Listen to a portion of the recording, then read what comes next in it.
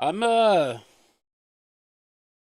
much as I'm happy with this console stand and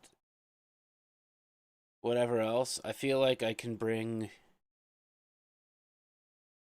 like another level of professionalism to the stream. I have a stream deck right here, right in front of me that I'm not using. It's so disappointing.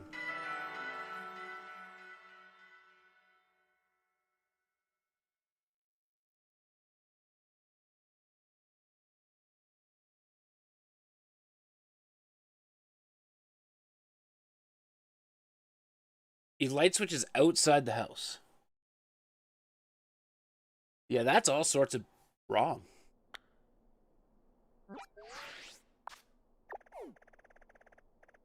Like, very wrong. Ooh, Larvitar? A. Ayo. Leafy on Outbreak?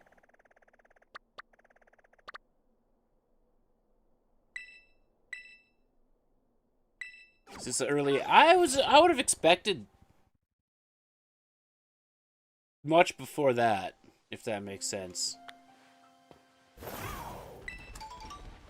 I was going to connect to the internet to get rid of the event outbreaks. But if I can get a shiny Leafy on right now...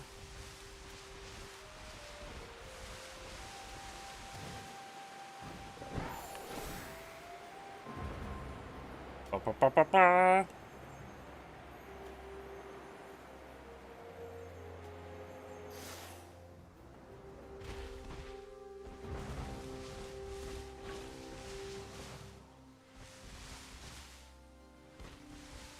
Here's a random question for you, chat.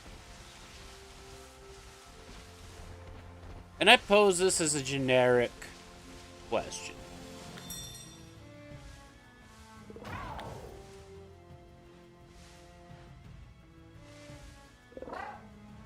That's not one right away, is it?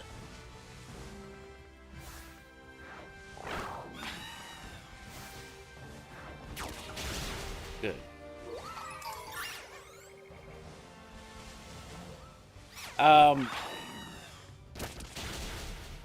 Generic question time.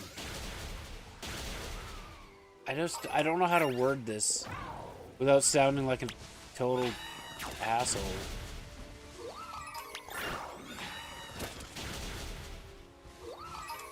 Like, I think the frustrating part is when they have nothing. So,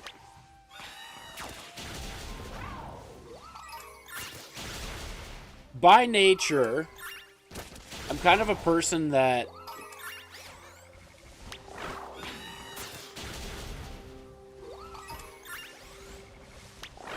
wants to help people.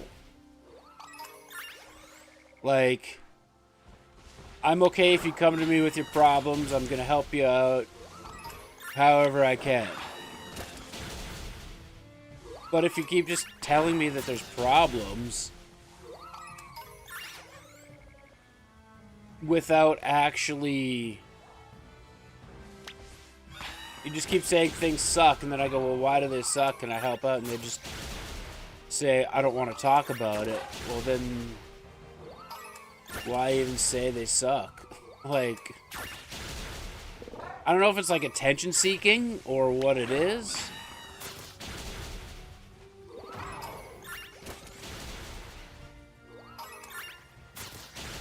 And it's like, don't feel bad, I haven't told anybody. Well, eventually, if we can't find a way to help or get you past it, why are we going to continue to care?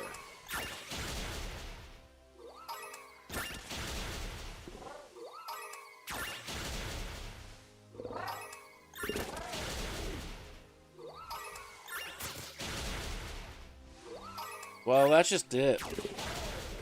Because now I'm just like, well, I know something's wrong, but... you know, but they're just like, well, I'm in therapy for it. And it's like, okay, well, that's fine, but, like, then just say...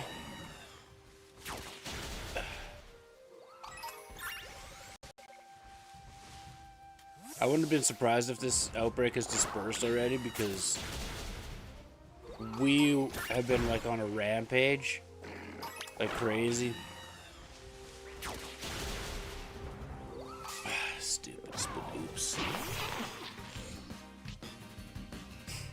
My thing is like, we're best off to actually just attack this outside because we don't actually have any good moves against it, even though we are type advantaged. It's just like,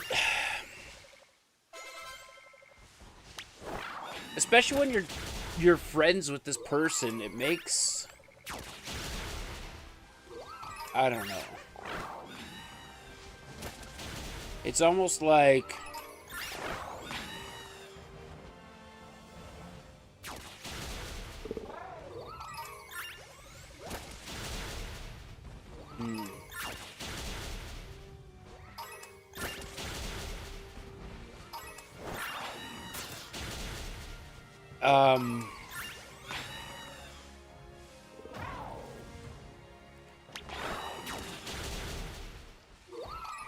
I was thinking for half a second we had one, but I guess no. It's like they want the attention. There's no doubt about that.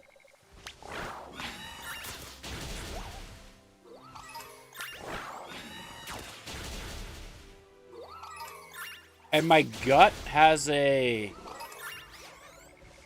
inclining of what happened based on the past.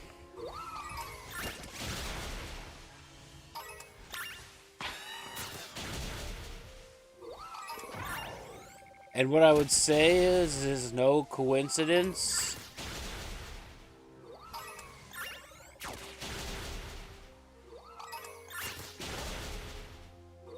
Yeah. I'm also just gonna say that there's no coincidence in my mind as to why this person started talking to me again.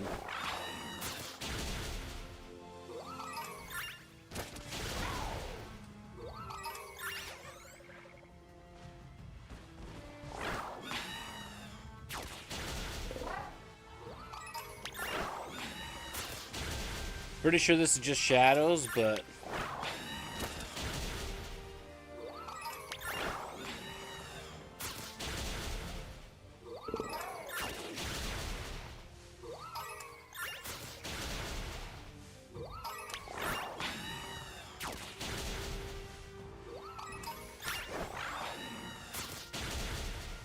like,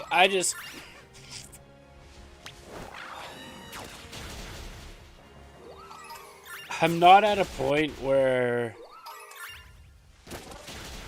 I can waste energy on that kind of stuff. They have dispersed.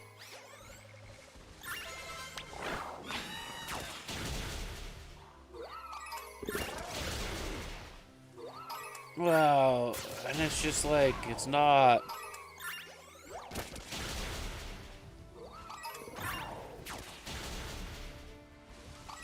It's not worth it. At all. So, like, I'll be kind when they message me, but... I don't know. I just...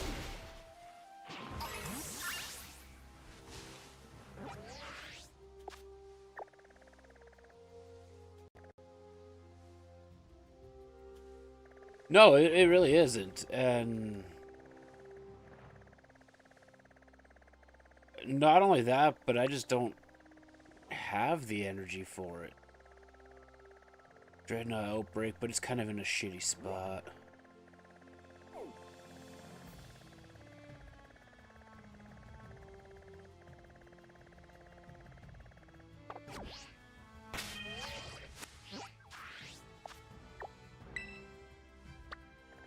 We'll check out Kitakami first. Luxio, I actually do think I need a shiny Luxio. I'm not gonna lie. I do need a Hoot Hoot, and a Volbeat would be fun.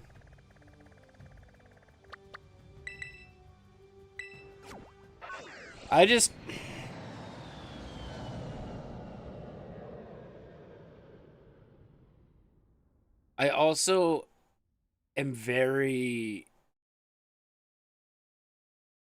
guarded with this person because of what happened in the past. And I don't want to sound like this might be the case now.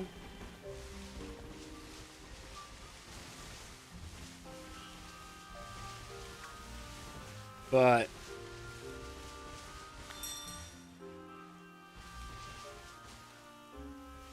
where's our bugs?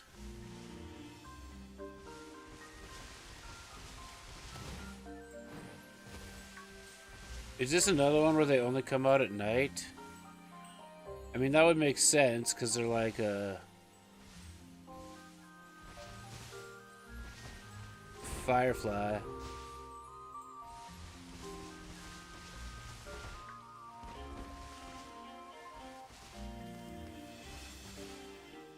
Okay. Well, we'll go try the other.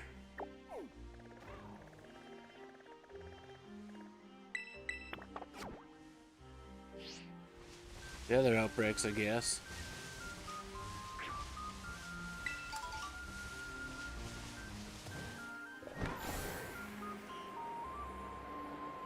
Yeah, McKnights, you'll know who I'm talking about as soon as I say this statement.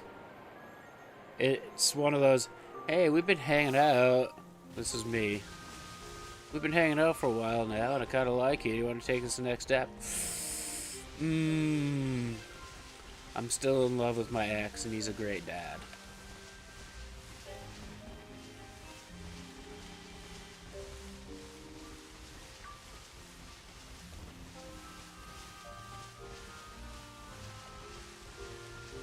Yeah. I like you too, but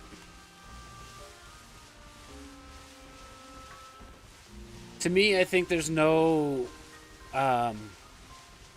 it's not a coincidence that when they started seeing more of my Axe products selling, I just get a random DM. Not that I'm saying that they're money chaser person, gold digger. But what I will say is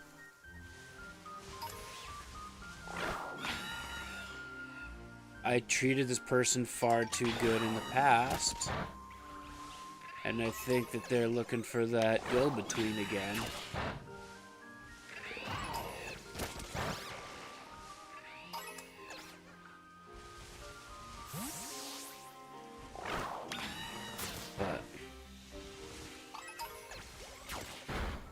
At the end of the day, you gotta make time for the right people. And my gut says this is not the right person / people.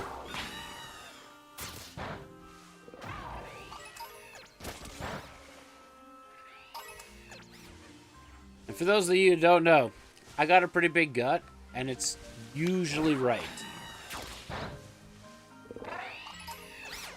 It also has the power to predict the future sometimes, so, you know, I'm not gonna argue against it.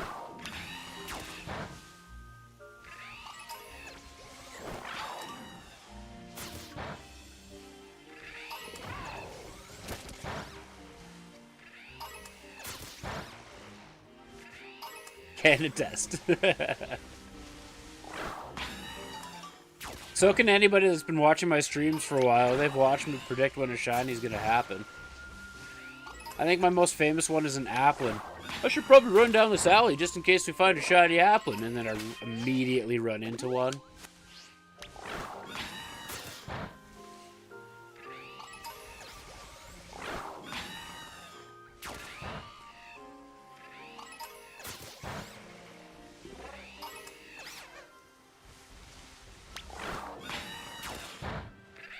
No shiny power, no nothing. Just on my way to an Outbreak.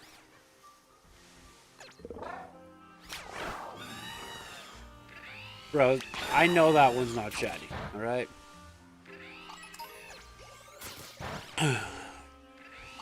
This shiny is pretty easy to spot.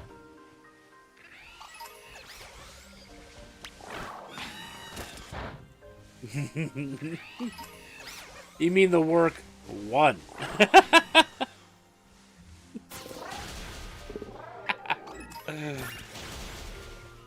Oh, there's that one that was like 6 months later, but man, was that a sweet victory.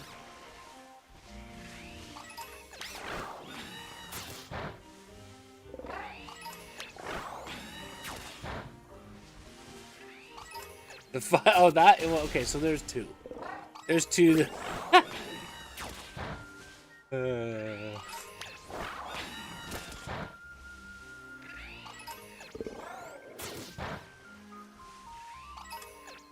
But one of those is almost incriminating. The other one was just hilarious.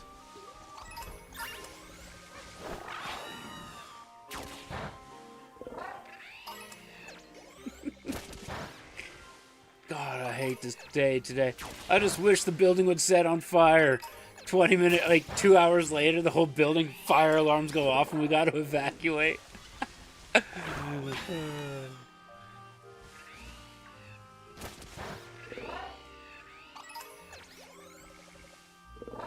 Well, the thing was with the one that was like 6 months later is it didn't have to be the long game. It did not have to be the long game. She just hid it from us, or didn't tell us, until like 6 months later it was like, yeah, I actually took a pregnancy test that night. Oh my god. That's how powerful my prediction of the future is I can convince people they're pregnant when they know they're not.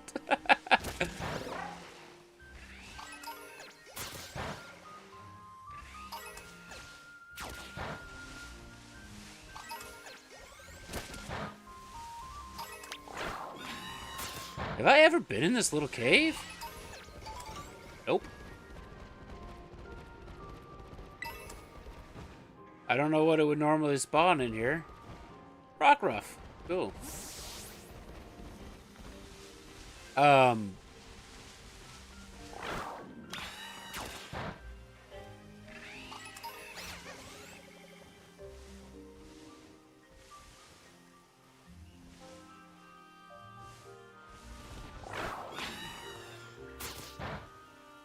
It was a warning shot, okay?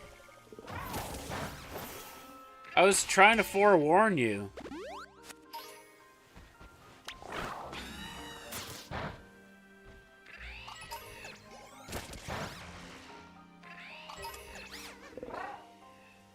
Wasn't that on a Sunday too? Was that the unloading of the tools day?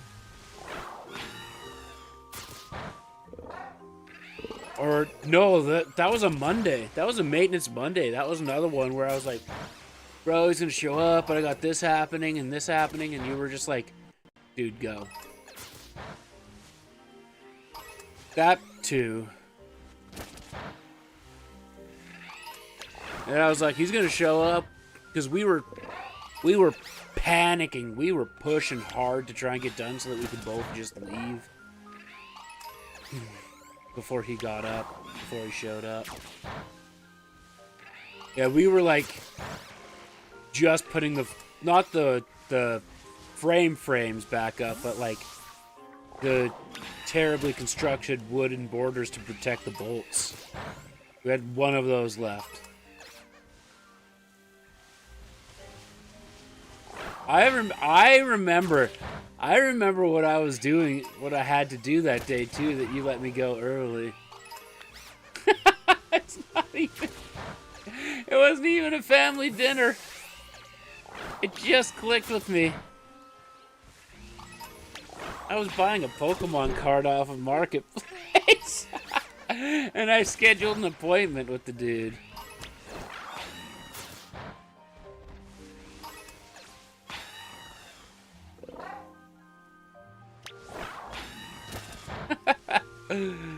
Oh, man. There was something that he had you doing that day, too. That wasn't Tool Day. Tool Day was a random weekday where he had us take money out of the safe. And he forgot that we took money out of the safe for that. And he also forgot that he put axes on the trailer. Ugh.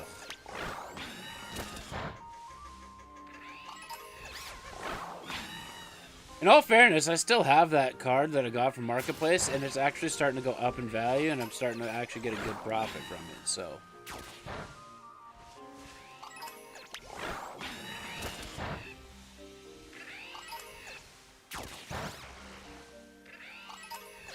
Yeah, the 4 that we... Not the 4, the 6. The 6 that we took from the back wall.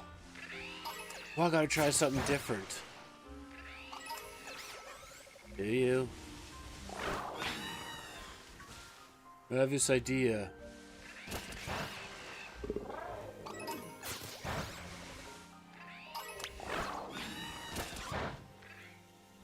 Right, because he was taking him back to the welder. Half the reason why we switched the back.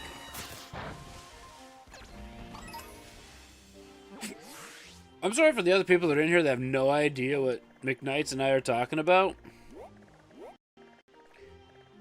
Feel free to chime in and change the subject if you want, but basically we're just telling terrible stories of a terrible past job. I'm sure we all have terrible stories from a terrible past job. If you want to tell yours, jump in.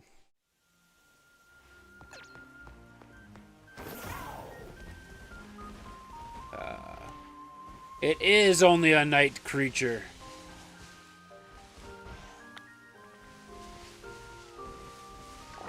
Yeah. We're reliving past traumas and... You here for no context, terrible stories? That's fair. That's fair. The best part about him making us stay like 3, 4, 5, 6 hours after our shift was already over, and those numbers are not an exaggeration, is he wouldn't pay us for it either. Did you clock out? Yeah. Okay, good. Let me just keep you here for another 4 hours.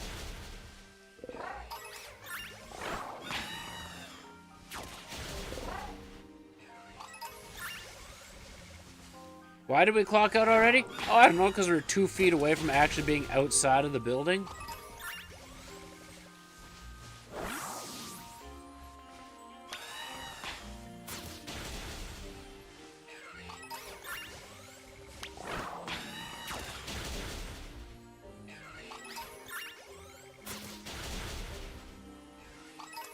Yep.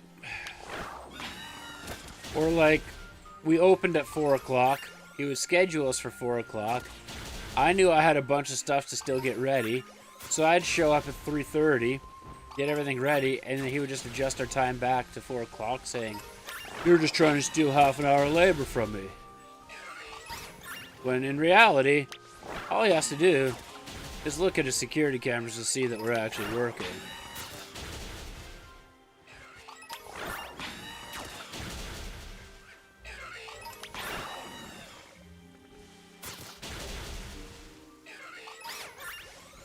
I hope you guys are going to get used to this Volbeat cry. Oh! Get him, Corviknight!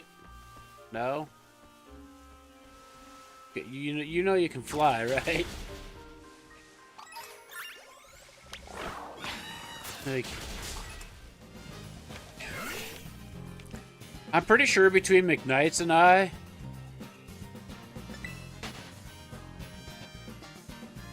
Oh god, all the time. Because we stopped showing up early because we weren't getting paid for it.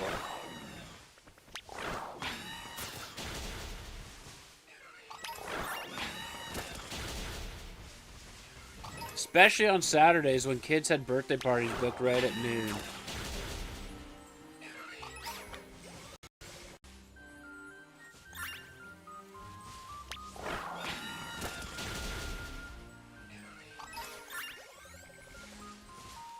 And you know what I've learned?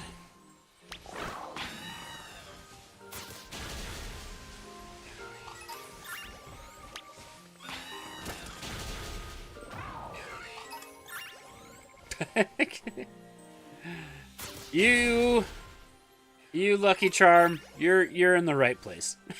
You're in the right place.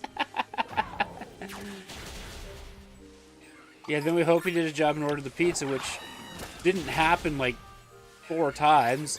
And the one time that we phoned to order, and it was actually late, 2 of them showed up. And we were like, we called Janessa that one day, and we were like, yeah, so that happened. And she was like, you guys earned it. Keep it. Just eat it.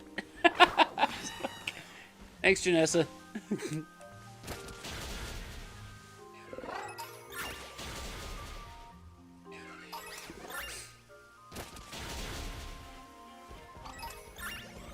At least the person that was never there knows how hard we worked.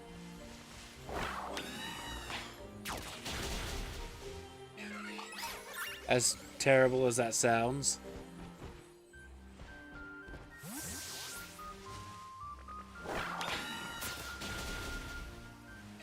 And the building owner. That's true. You went in. So, Lucky Charm, we'll give you a little bit of context here.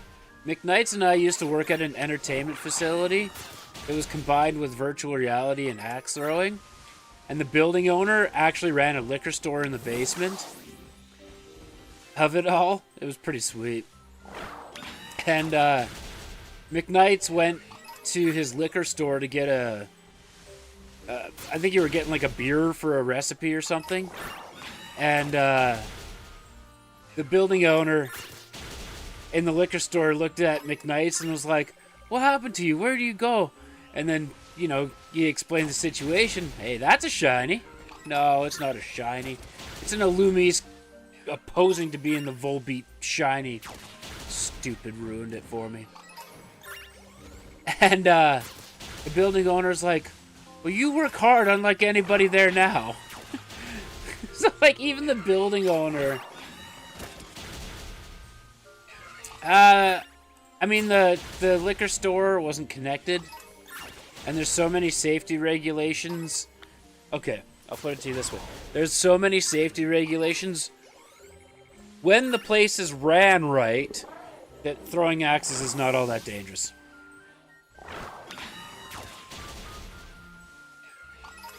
Yeah. So, that to McKnights and myself confirms that the building owner appreciated our attempts at keeping his building clean and organized. Because I guarantee you that's not happening now.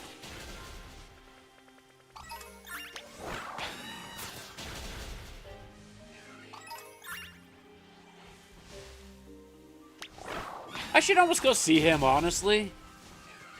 I got the marathon for axe throwing on Saturday. I should go see him. Maybe get Nick a gift because it's going to be his birthday.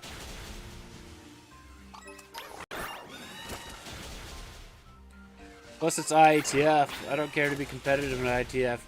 Maybe I can get a little tipsy while I'm there.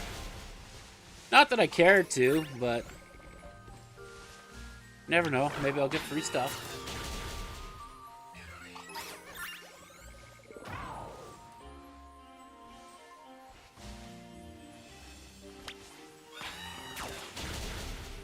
But I could. Honestly, it's probably going to be such a long thing where I could have like 2 beers, 3 beers throughout the whole thing. I'd probably still be good to drive home. You're not a shiny either. You're just a Lumis posing.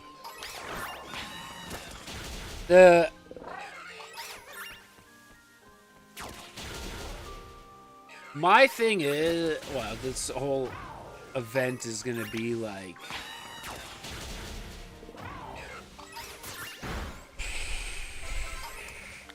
I honestly have no idea.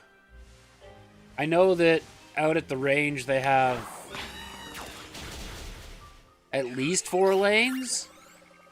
More if they need. So, you know, we go to Fort McLeod, it takes 11 hours to do a marathon. Got a shiny Magnemite in Pokemon Go recently? Nice. I should probably get more on Pokemon Go. Actually, yeah, I would say it's about 10, 11 hours for a marathon. But there's only 8 people at that marathon. But there's also only 2 targets. Hey, you're not shiny. What are you doing just sitting here doing nothing, Corviknight? Come on.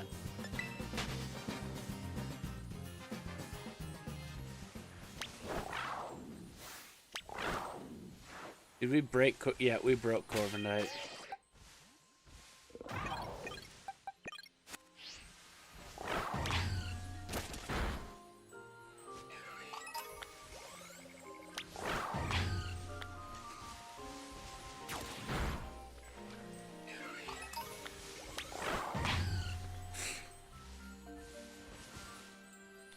Even when we had 7 people and I went to the Live Edge marathon, we're still just breaking people.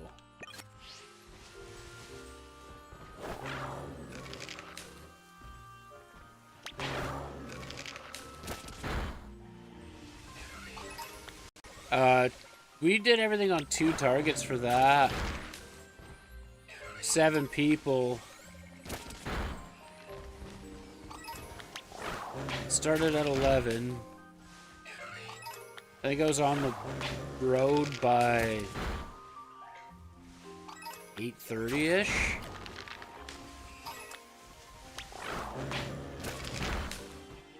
No, it was 7 I was on the road by. 7.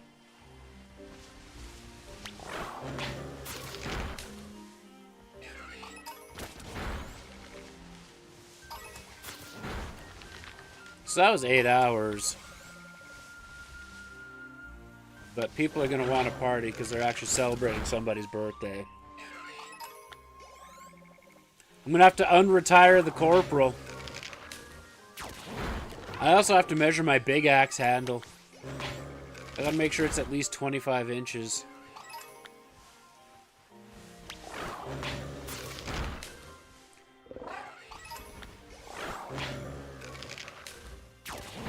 Because they use big axe for overtime.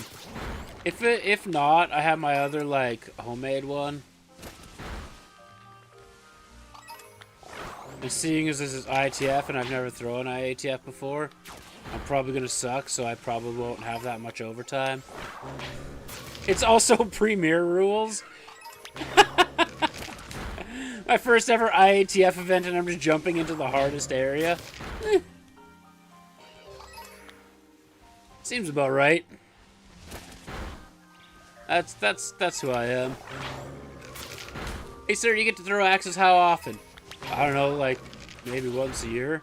Hey, we got this new division called Advanced and Amateur. Which one do you... oh, easily the Advanced.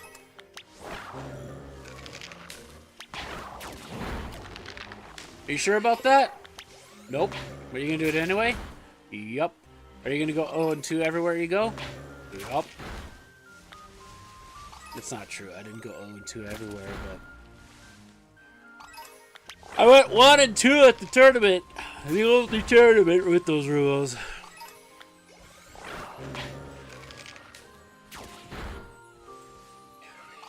The one thing that I'm really going to have to get used to is bullseye height is a lot higher in IATF. Now, granted, it's a lot bigger. It's like... I think a 4 or 5 inch bullseye.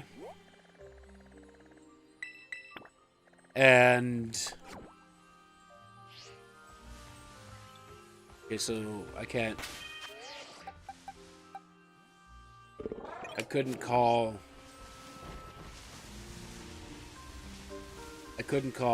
Annihilate back there. Yeah, it's like a 4 or 5 inch bullseye, but they're different. Their difference is in Premiere, it's no bleed, so you can't touch the you can't go past the outside of the black line. Whereas World Axe Throwing League, if any part of the axe is inside, you get the higher number. This part is if any part of the axe is outside, you get the lower number. It's the opposite of full coverage. That's why people show up in IATF with like 3-inch blades instead of 4-inch blades. And then when they go for clutches, they are also substantially higher than kill shots. The warrior's head? Yeah. There's a few different warrior's heads.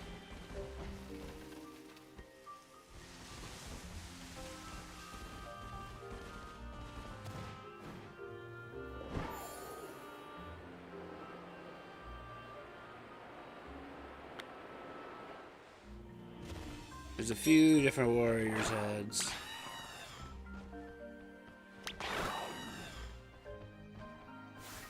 But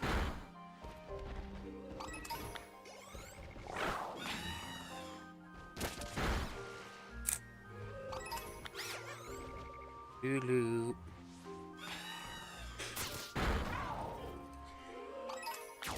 Yeah, the thing with too is like, I don't think it'll be that hard of a transition for me to do even Premier IATF. Because A, I used to take a step in my waddle throw. B, I'm used to shooting at 3/4 inch bullseyes now. And 3/4 inch kill shots. And IATF's bullseye is like 4 inches across. It might even be 5 inches, to be honest with you. Hey! Maybe not. Never mind. I think that sand shrew text came through, or color texture came through. God dang it. That's 2 times today we thought we had a shiny. We didn't. And the kill shots, even with Premiere, are quite a bit bigger. However, the clutches, instead of kill shots, they do need to have full coverage. So you need to cover it from top to bottom. You can't just touch it. You can bleed through on the clutches, but you can't. You have to cover it top to bottom. Oh my goodness. Alright, we got a broken Corviknight. But yeah, the Warrior's Reaper head is what a lot of people use.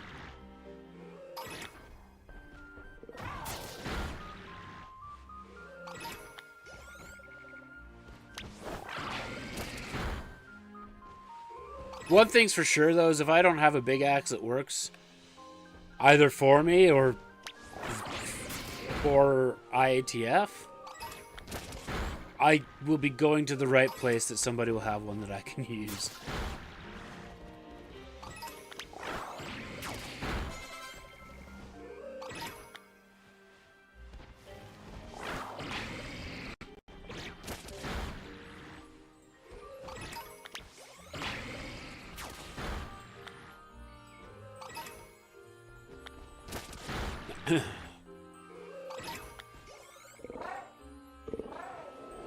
I can't tell if there's that one in the middle up there, if it's just more in the moonlight.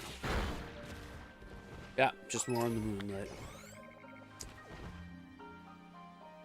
Which reminds me, I have to message Sasha today.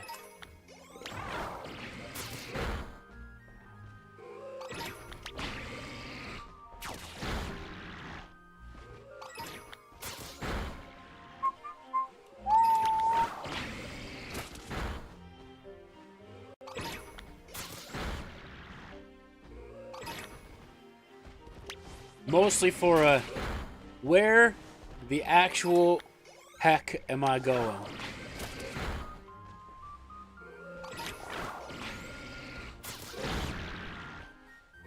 I know the town.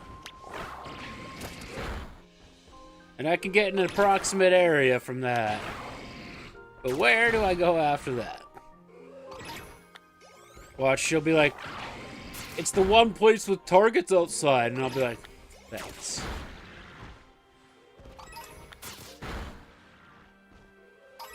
Can I see them from Mount Moon? Because if I can't, then I don't know where I'm going.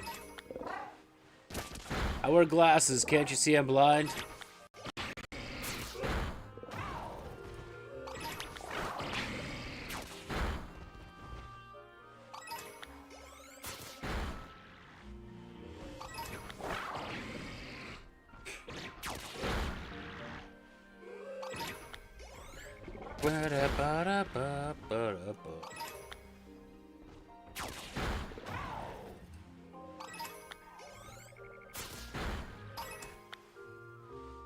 Definitely getting lower. I'm definitely connected to the... I'm gonna restart the game and connect to the internet because my Pokemon keep breaking. They keep freezing. So that's the thing that's gonna happen. And then we'll reset time if there's no outbreaks that I care to do. After connecting to the internet.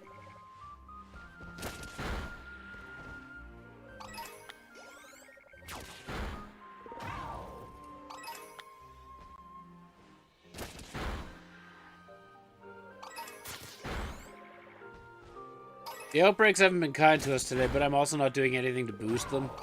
I'm just sitting here to eliminate them. So... we're going old school burgers hunting here. But I had probably 100 shinies before I started using sandwiches. So...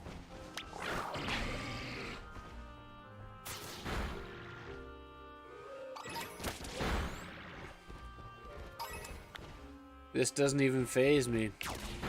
I'm enjoying this.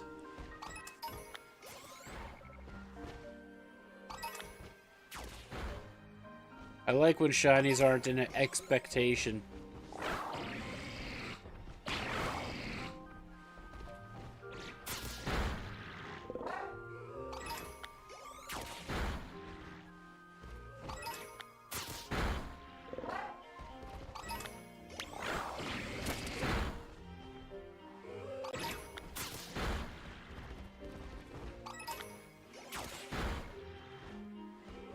This outbreak, however, seems to be lasting a long time.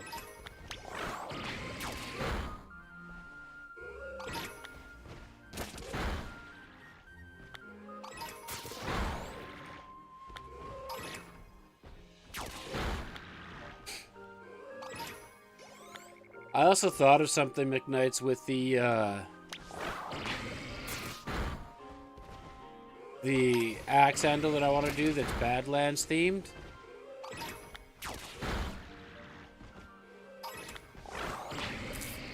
Doing all epoxy on the top to like emulate a sunset or a night theme. Probably it would work, but I don't think it would be the best idea. Because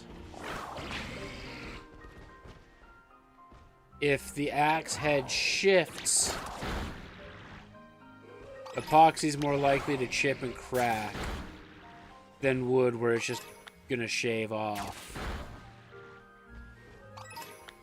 And there's always gonna be a little bit of head shifting.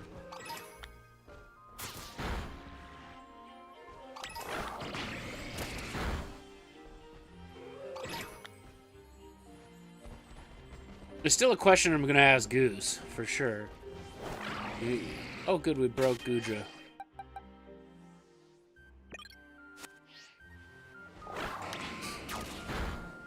But I think that I can still make it work. Bro. I didn't know you would levitate like that. sick.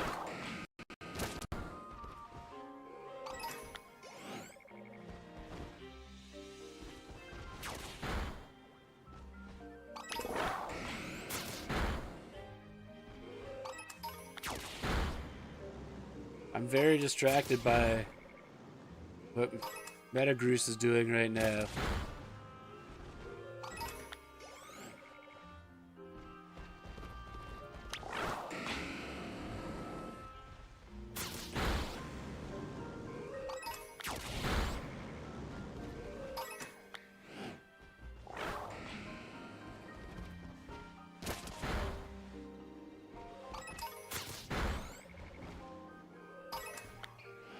Dispersed. I can't call back Metagroose.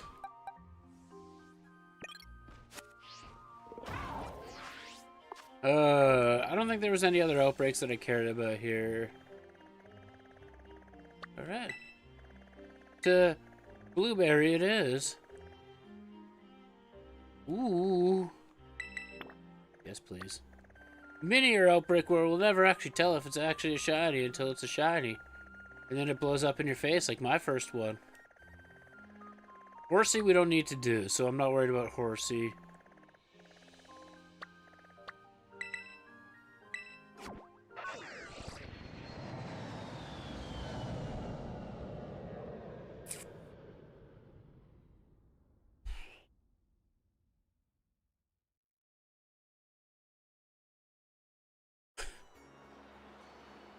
Go ahead and laugh at Minior at my expense. We did get another one, though. I don't remember what color it is. Oh, is this going to be down low? Yeah. I'll laugh at Lampet, too. The unfortunate part about both of them is that it was just my pure ignorance not knowing that Minior could have explosion.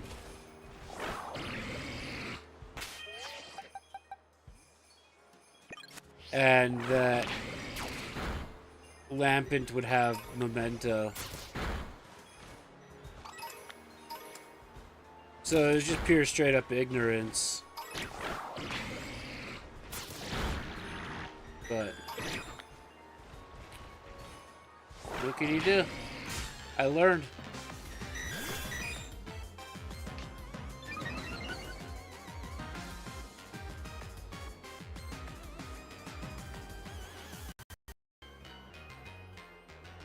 Oh, well, I mean, that's fair.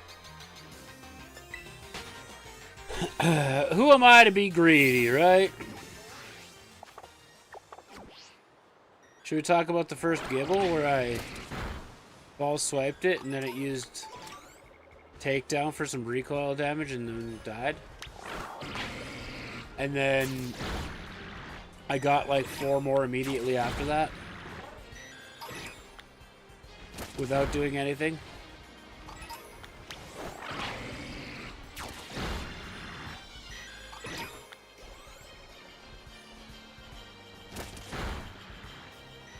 It's really how I remember most of my recoil damage moves.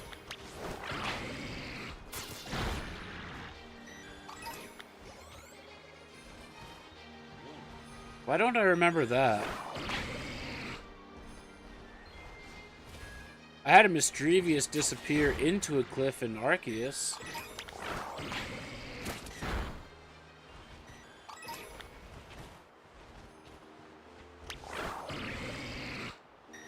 Oh good, we broke Hisui and Grudra now too.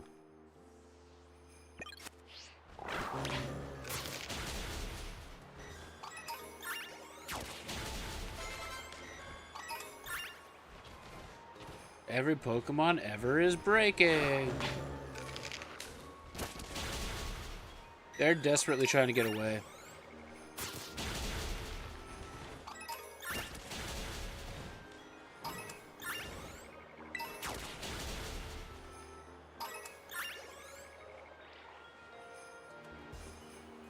I think we'll go back to Arceus one day and do some shiny hunting.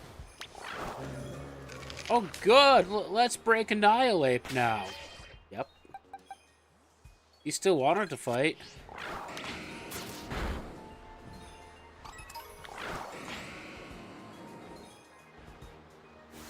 That one. Good job. Shiny sound and all. I like the shiny sound when it wasn't super obvious, and you had that panic of like stop before it despawns, and then you spun around forever, and then it's like, oh, there it is. That's the one. I know I'm probably going to be slowing down my Pokemon YouTube shiny hunting streams, but I think it's still good to have them once in a while.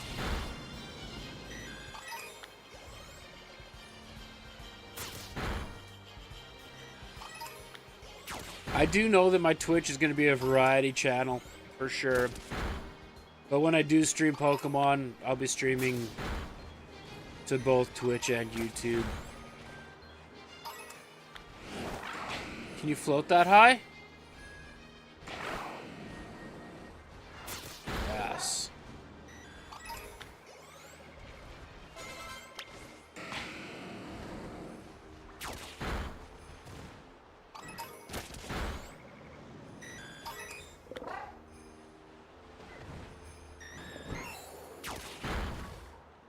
That Porygon sounded broken.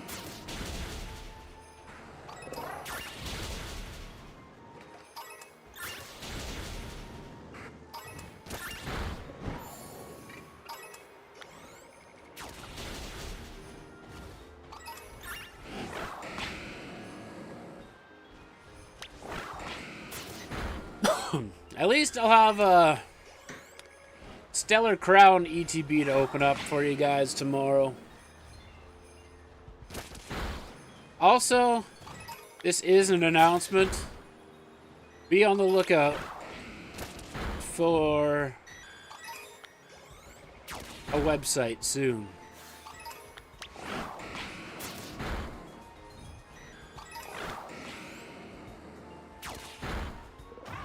I am getting a website started to sell off some of my collection and appease the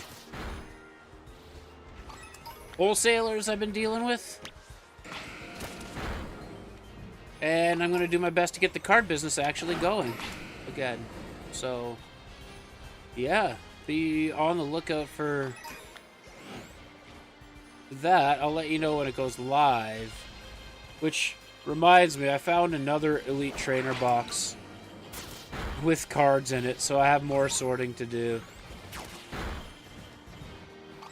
Lucky me.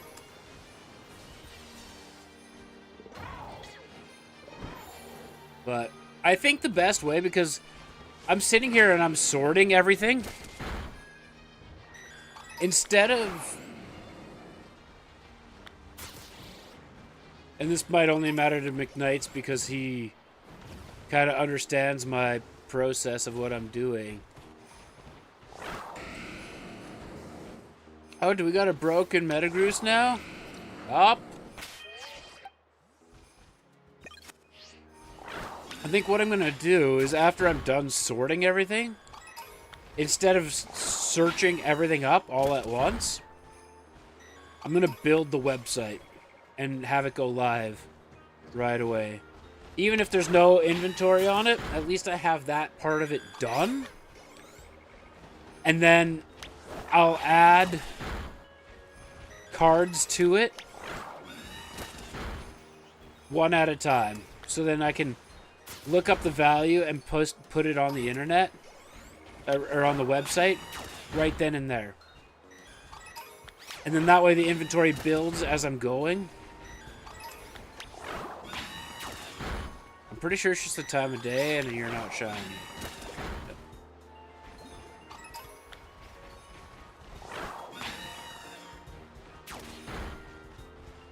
So once everything's sorted, get the website up. And then I can even start with things that I really don't need to look up a value on. Like my coins, like the Pokemon counter coins, the dice, the sleeves, the pins. I can put up all that kind of stuff to just get something on there, and then go through all the value of the cards and post the cards and go about it that way. Because then that way it's not such a massive, overwhelming task, but at least it's super efficient for when I do get them on the website because it's already organized. Right? So if I'm listing like 10 different cards a day, eventually my stack is caught up.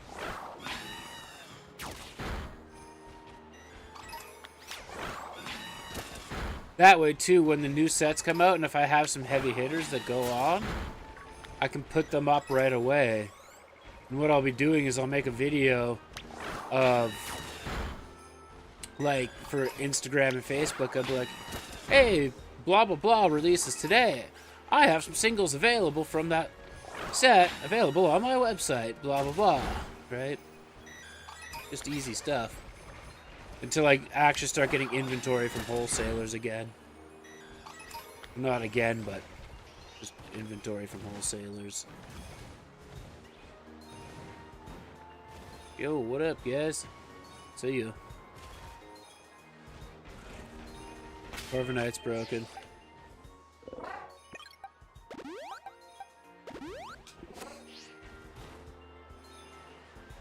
This outbreak also isn't over.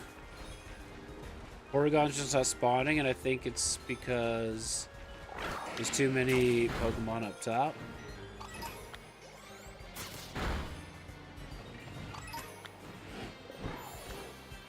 Y'all are taking up too much spawn space.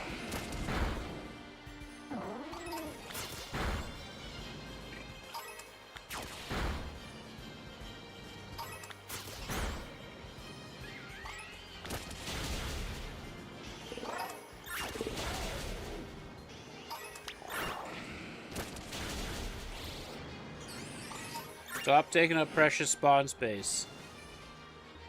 Yes. You.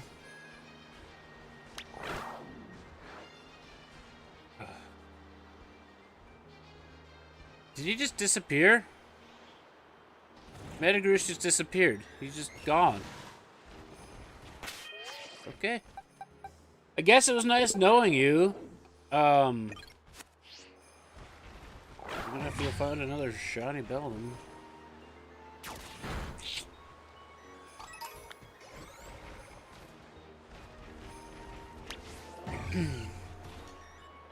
Are you joking? Did we already break Fluttermane?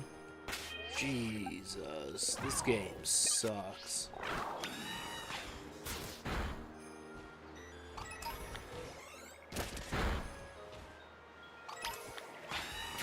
I'm gonna have to close it, reopen it.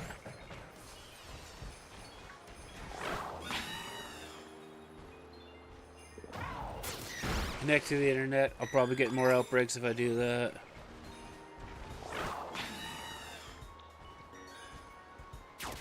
I also get this gut feeling like nothing has been shiny because of the fact that the game is kind of broken right now. Yep.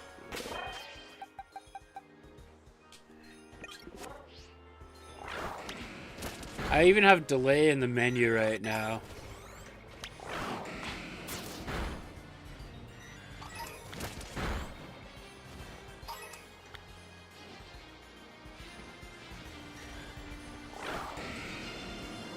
Oh, boy.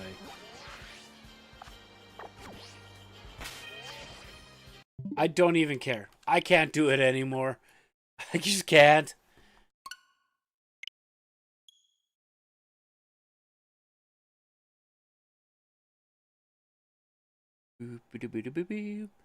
But yeah, that's the plan. I'm still gonna stream Pokemon stuff until specifically until the YouTube channel gets ad revenue monetized. And until I know it's secure with that ad revenue monetization, because I've lost over 100 hours of watch time this past 2 days, which is unreal to me. I don't get it. But we'll get there eventually. And then when I do still stream some Pokemon stuff, it's still going to be on this channel for a bit.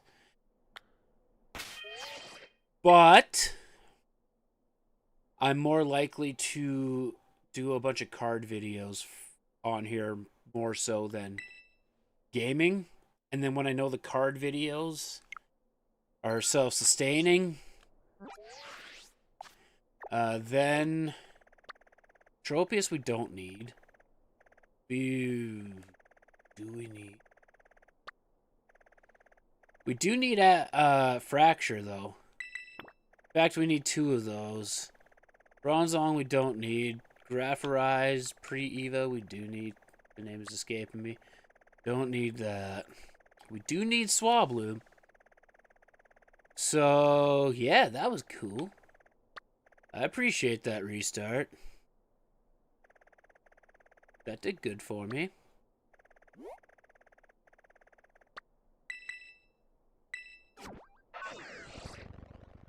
But I think it'll all be good.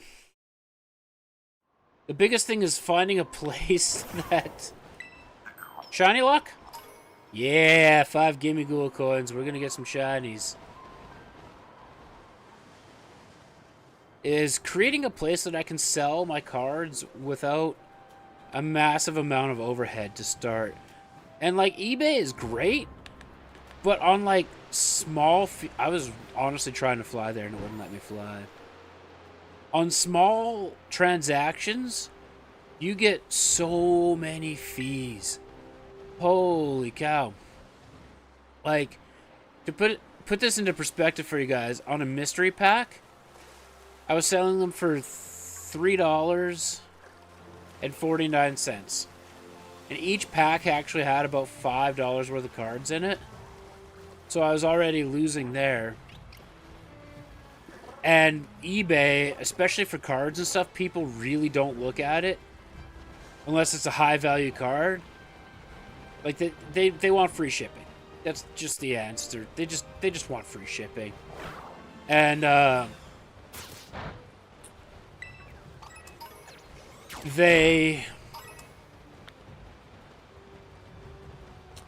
yeah, if it's a high value card, they'll pay for shipping. They'll get the tracking number. They want to make sure that it gets to them. The thing with eBay, though, is if I were to sell that mystery pack for $3.49 and free shipping, after eBay fees and me paying for shipping, I was pocketing like 40 cents. So it was only really worth it if people bought like 3 or more at a time.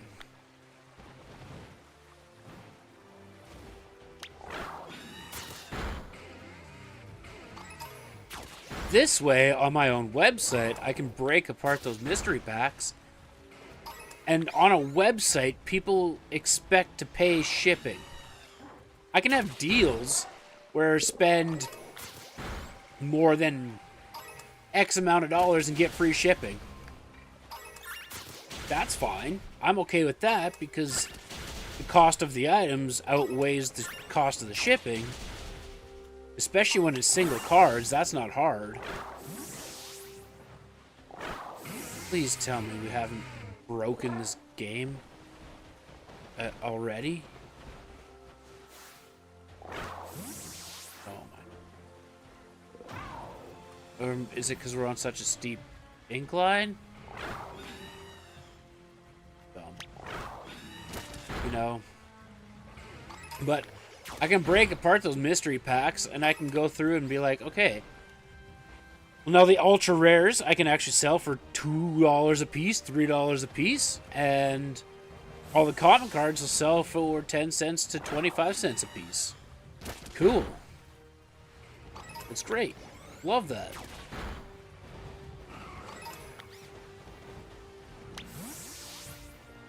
have to be facing down. Oh, God. You know?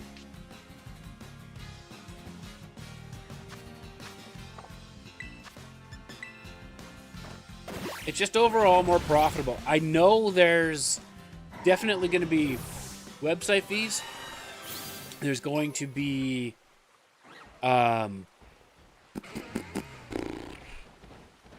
domain fees, and the online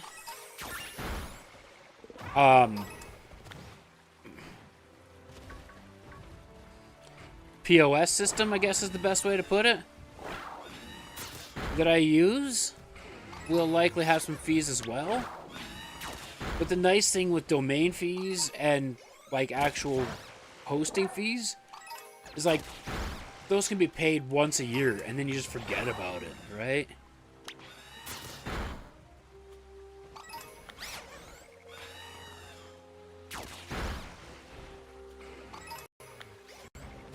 Whereas eBay fees, under a certain dollar value, they take like 18%. I don't think an online POS system is going to take 18% fees.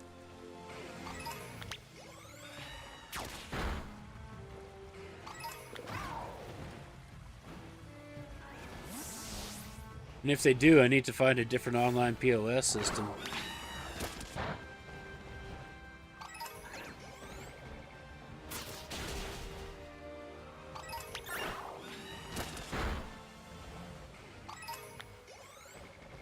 But this is all good things for me to go through too, McKnights. Think about like the venue, right? If I can do this for the card business, the venue will be a walk in the park. Because then I can just add the shop account. I'll probably incorporate it at that point anyway. Because we'll be making enough that I don't think we need to care about taking advantage of super write-offs or anything like that, especially if the safety nets are cash flowing. Who cares? Who honestly cares? Actually, yeah, let's just do this. Okay, not shiny. I didn't think it was, but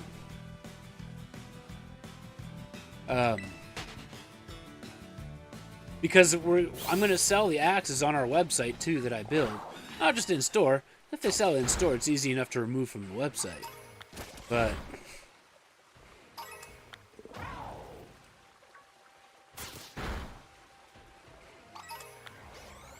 yeah, this is the right move. It's the move that needed to be done a year and a half ago.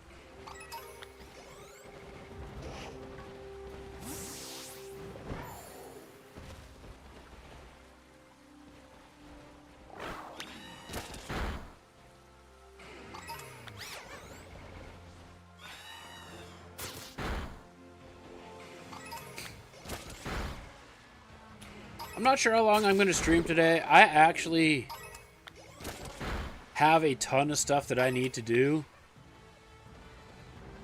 between now and about 8 o'clock tomorrow. That's when I got to go to bed because I got to wake up at 4 in the morning and go to the Marathon League. So I'm not sure how long I'm going to stream. My view count isn't 0, so you know, we gotta pump up some watch hours.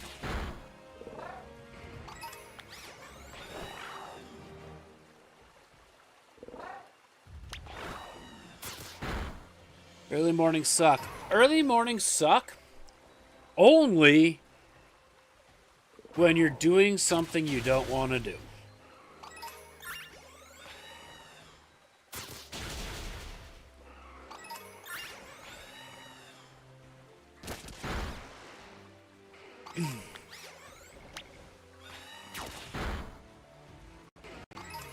Because I'm going to be so jazzed up. Because I've wanted to go to this venue for like 2 years. That I'm probably not even going to sleep the night before. I also want to go to True North. I should message Austin.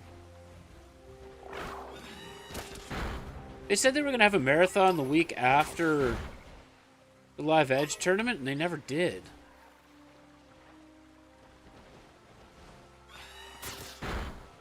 But I want to hit at least True North. It would be nice to hit Final Axe and Red Deer as well before we open up ours, just so that I can show support for everybody in Alberta. You'd be like, hey guys!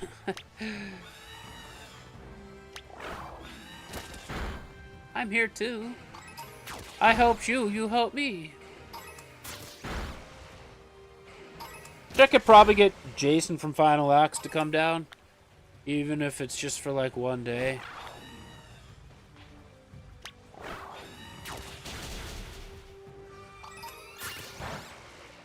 But if I'm just trying to think now, like, the amount of IATF venues kind of heavily outweighs the World Axorn League venues right now.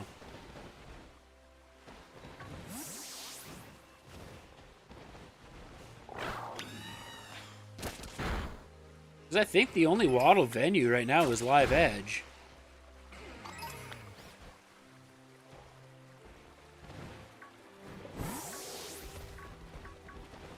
And I guess TK too, but he can't host any more than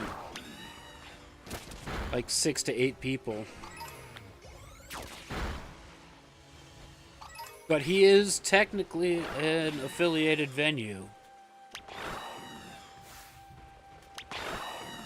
Are you just broken?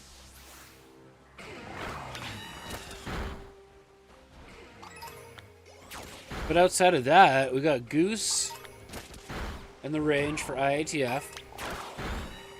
Jason and Final Axe and Red Deer for IATF. I don't know the owner of Lethbridge.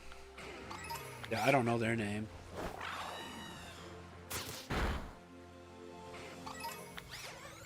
Yeah, and it's because I don't think that they officially...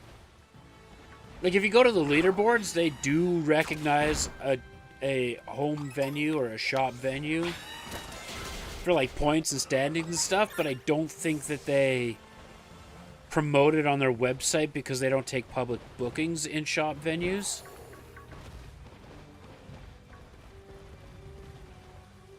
I think that's how that works. 3 Waddle in BC, yeah, there would be Island Time. Then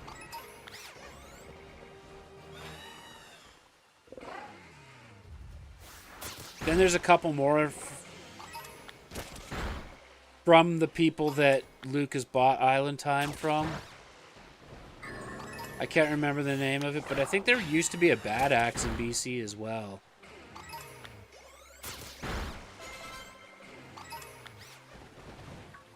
I don't think Victor has a home venue right now. And he's in BC. I think he's in Vancouver. Technically, Victor's Island Time doesn't. He might not be affiliated now that I think about it. I gotta remember where...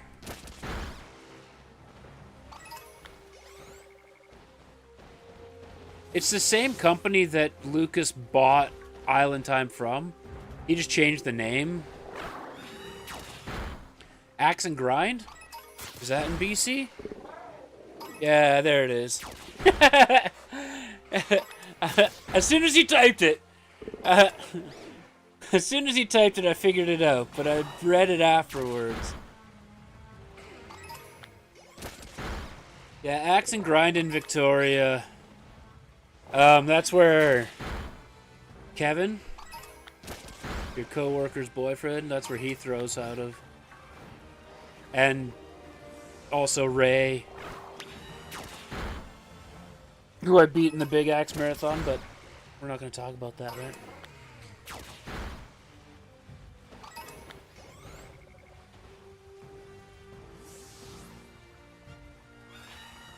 It's also pretty good that I knew there was a bad axe in Surrey. Well, not in Surrey, but I knew there was a bad axe in BC. And the Axe House in Chilliwack.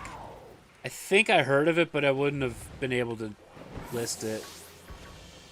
There's also an IATF venue that's not affiliated in BC. And they're talking to... There's a bad axe in Winnipeg. That I didn't know. I didn't know that one. There's conversation going on yesterday in the Western Canadian Throwers group because IATF took away the regional from Goose and Sasha because it was going to be at the end of November at the range outside. Oh yeah, Ontario is a massive hotspot. That's where axe throwing started. That's where the idea of axe throwing as a sport started. So yeah, it's gonna be a hot spot. But yeah, they took away the IATF regionals from Goose and Sasha because, you know, end/middle of November, outdoors, probably a bad idea. But they're talking about, well, why isn't it in BC with that one place? And it's not affiliated. And Austin's tried many times to get them affiliated or see if they have any desire in competitive, and they don't. But their name is like Cleavage Axe or something like that. Like, just a terrible name. 4 venues in Alberta. Okay, so there's True North, Lethbridge. There's The Range in Priddis. There's Final Axe in Red Deer. Is the other one up in like Fort Mac or something like that? Or maybe Edmonton? Nobody ever talks about it if it is.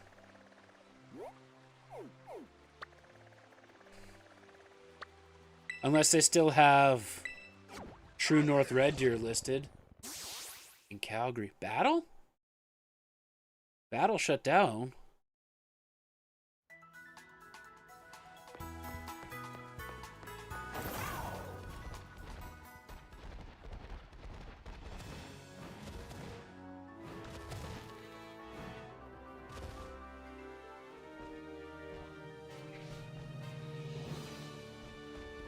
Battle Calgary shut down.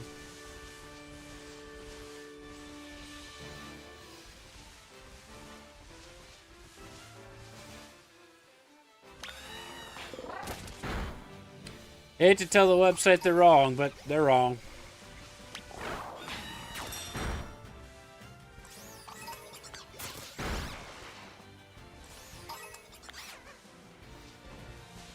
When is Saskatchewan an escape room? That's actually super popular. Just to have an escape room with axe throwing.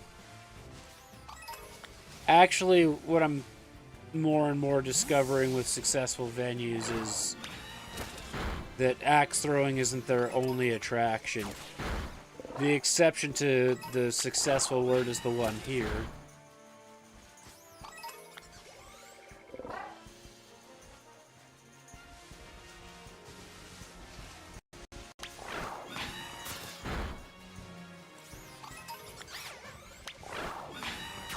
And, like, the way I want to run mine is, you know, storefront-wise, it appears as though it's only an axe throwing venue with custom axes. It's a specialized store. But behind the scenes, we got a million things running around that have it staying afloat. Yeah, Cleavage and Golden Peaks. There was a big time discussion about that yesterday.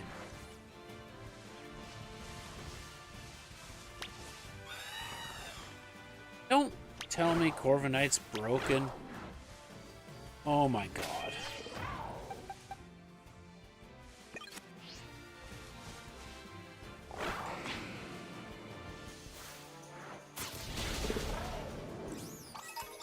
I don't think, I just got an email from Credit Karma saying my factors have changed. Did Dumbledore actually apply? You spotted a change in your factors. I won't see it until Sunday. But my credit score has gone up. Heck yeah. We're back to 725. Bro! Just to talk. BC has no desire to host. So, regionals for IATF is actually in Seattle. Because the Northwest Division is like Seattle and like the surrounding 4 states. And then all of Saskatchewan, BC, Alberta right now, I think.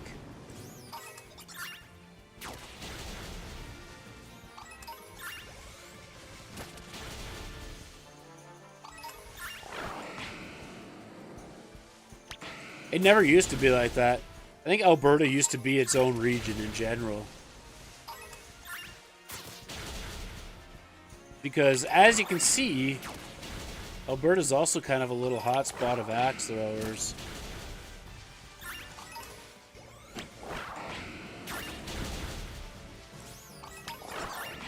The more I... the more I expanded out of this city with axe throwing, the more I realized, holy crap. You don't even have to go that far to see the world's best.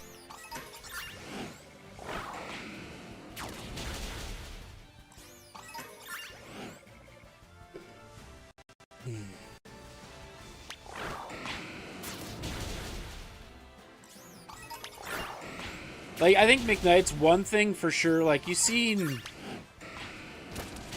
When you went to the marathon with me, you watched TK,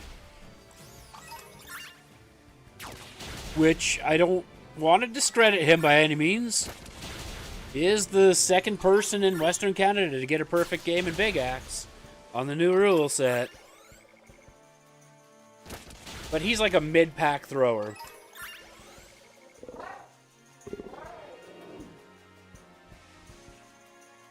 Like at the Live Edge tournament, him and I both went 1 and 2. We placed in the same spot.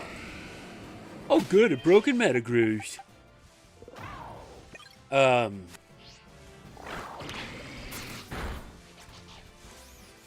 Colton, I can't really judge him from a Waddle standpoint. I know he's pretty good from an IATF standpoint. You did meet Austin, who is like a top 40 thrower in IATF.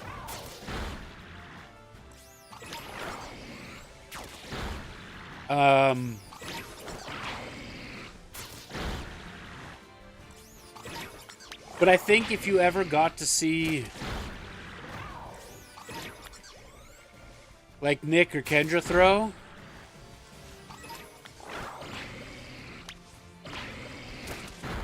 the crazy part about Austin is just his nonchalantness about everything. Just walks up, yells kill, walks up, smashes all the bullseyes, doesn't even care, doesn't even look like he's aiming. He just grabs his axe out of the board, walks to the line, turns around, throws. That's the crazy part about it, is just like he just doesn't seem to care, yet he's up there.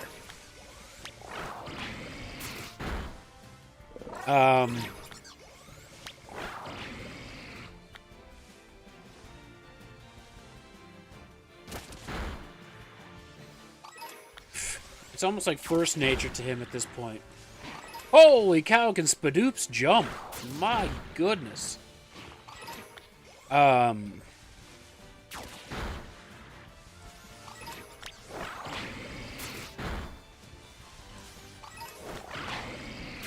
can't remember who else was there.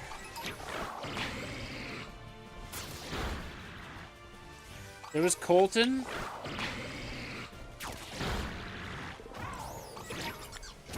You, me, Austin, TK, it's 5, I know we had a full time there. There was 3 more. I don't think you met Mark. Girl's name I can't remember. Lindsay was there, yeah, she was there. Patient Zero. Who's gonna build me a closable, foldable, stackable cheeseburger sheath? Yeah, wait. Game with Colton. Oh, Makita.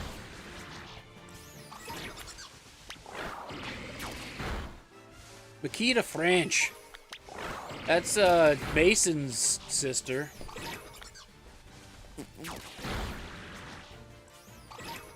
We're still missing one though, I think. There was another guy with them too.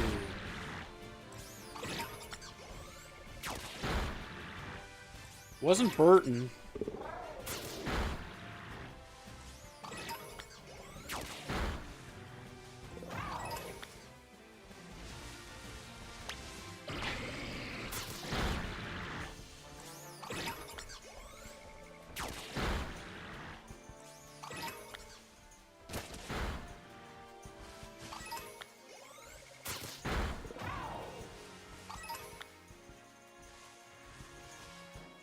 Maybe we only ran 7. I can't. But there was another. Who was that?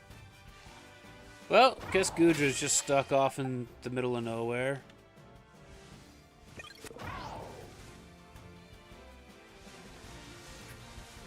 will say though, for Lake Forest, it's actually kind of running smooth. Who was it?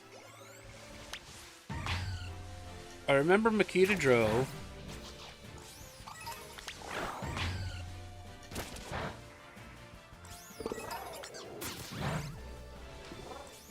I think Austin drove with them, to be honest.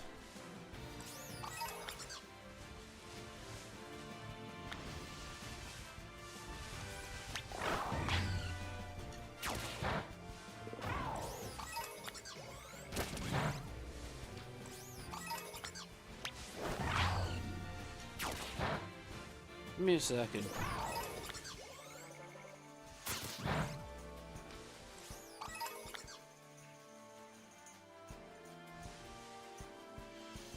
Oh, that would have been...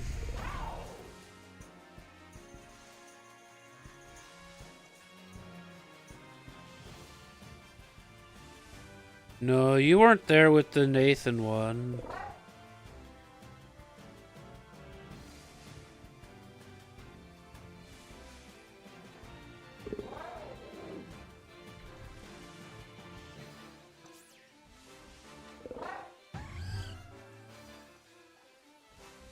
All the chats are still active.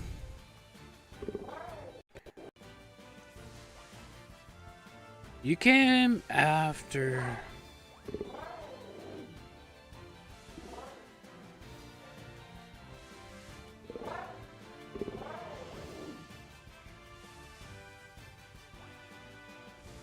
Do you remember what? It was just 7? Okay. Okay.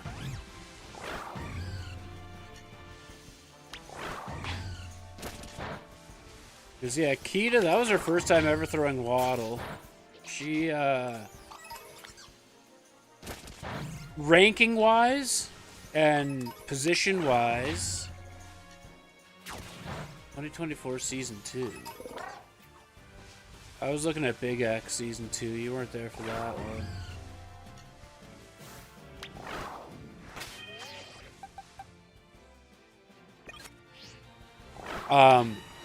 Yeah, rating-wise and ranking-wise, did we, honest to God, break Corvin after one Pokemon? This is dumb. I might call it a stream just because this game keeps breaking. Keat is actually the best thrower in Lethbridge, based on that. Are we seriously gonna get one Pokemon and then they just break?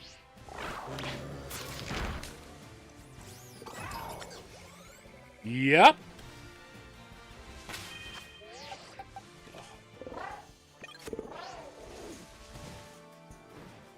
This game sucks.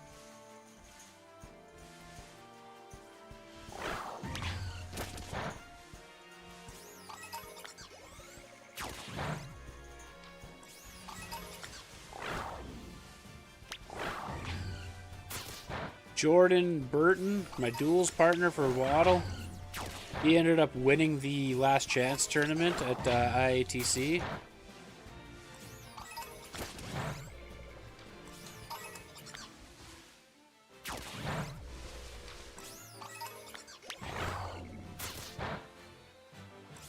So, you know.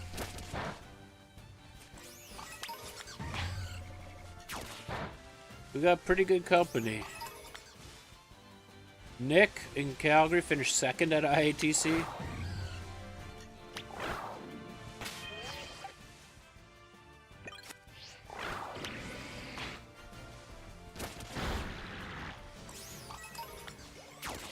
But yeah, when it comes to like ranking and stuff, Keita's the best thrower in Lethbridge.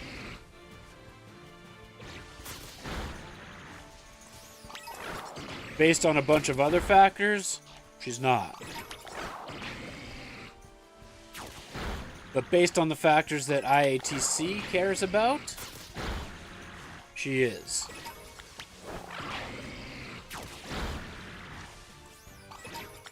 You'd say I am here? You mean like I'm the best axe thrower here? In this city?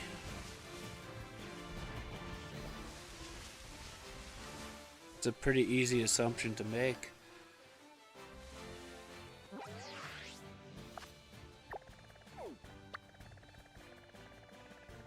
I don't want to say yes to that, but I also very much want to say yes to that. Because you never know, like the Brandons might be practicing in their backyards. Brandy and her husband, they have their little target in the backyard. But, I mean, I look at the leagues. I would say even not 3 years ago, but let's say, oh yeah, no, 3 years ago, I guess at the height of leagues. There was one time Brandy kind of pushed me a little bit. I would say at the height of leagues, at any given moment,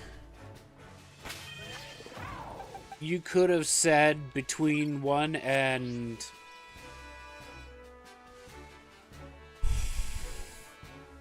6 people were the best. Again, on any given moment. Like it could have been me, Brandon, Tim, Stu,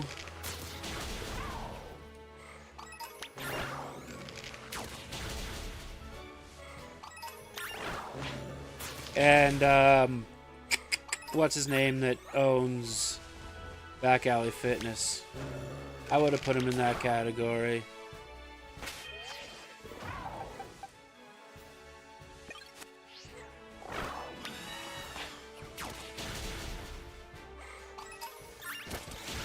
As messed up as his throw was, it worked for him.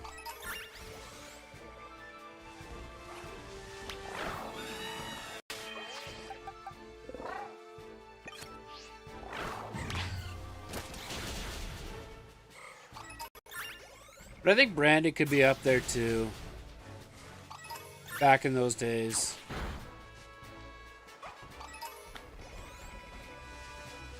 The thing is like,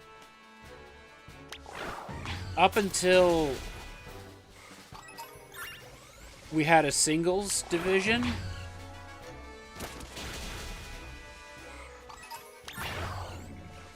yes, the scores would always kind of tell you who was the better throwers. And up until I had Ross as a partner, I was kind of just a consistent partner. Instead of having him gone for harvest half the time or seeding half the time. And me having to drag my dad through finals, still do a 4th place finish when, you know, it wasn't ideal. I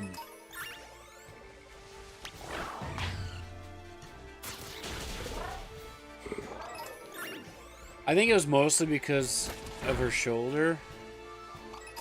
And then she slowly started to figure out one-handed, and then, like, she was getting pretty good with one-handed, and then, like, a week later, she just, like, lost it all and couldn't find it ever again. No matter what I did to coach, she just couldn't find it ever again. Like, so I don't know. That was weird. But the thing I think, quite honestly, is for the 2025 rule set, I'm going to be totally honest with you, I actually kind of love every single part of it. There's not one thing I dislike. Did ya? Honestly, I enjoyed Angela. People thought she was kind of brash, but she's intense. I'll give him that. She's intense, but there's nothing wrong with intensity while you're in sport. Oh, she's great.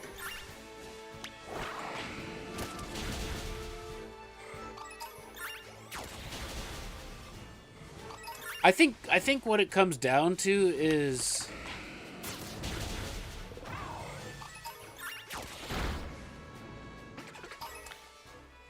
yeah, I'm gonna say a couple explicit words here to explain what she does. I think people weren't used to the way she shit talks.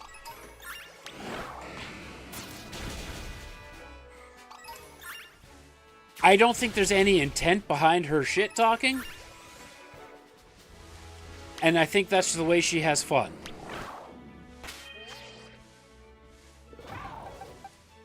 That's how I see it.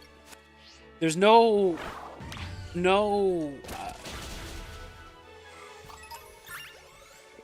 bad intent behind it. It's just the way she presents things as fun. Or carries herself as fun. I think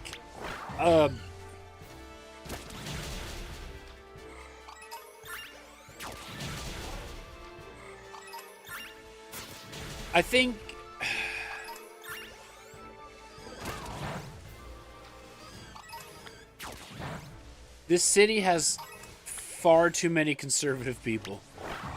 And I don't mean that from a political standpoint. I mean that from a just demeanor standpoint. The city has is very reserved. Not a lot of highly expressive, outgoing people. And when there is one, you know, it's out of the norm. Not to mention, and I kind of noticed this too,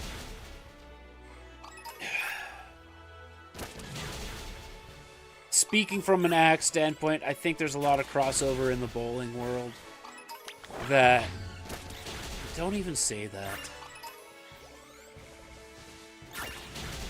About to time you out for even suggesting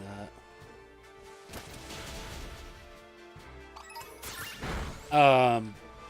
But I think the biggest problem is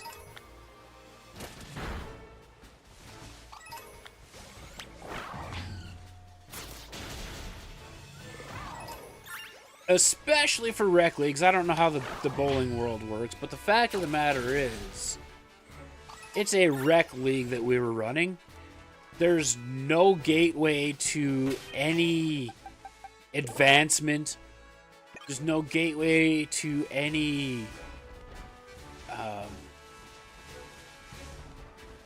cash prizes. There's no gateway to anything, the only thing that you would have gotten at our rec leagues is, and I'm going to emphasize this, a shitty trophy. It's the only thing you got. And people were just all up in arms that if somebody were to have a little bit of fun, you're not being serious. And people were like way too serious about something that didn't matter. Like, I think you'd have a lot of people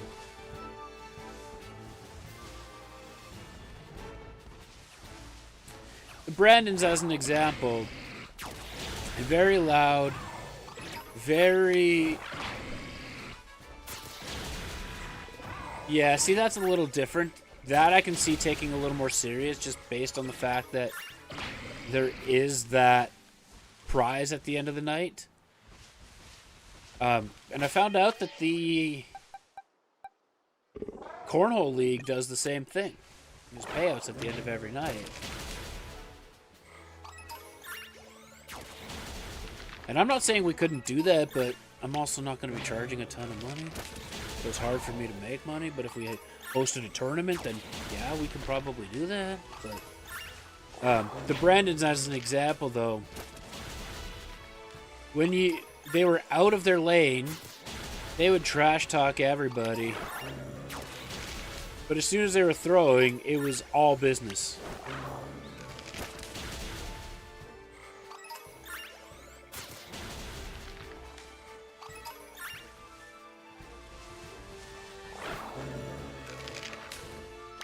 And that makes sense. That makes sense.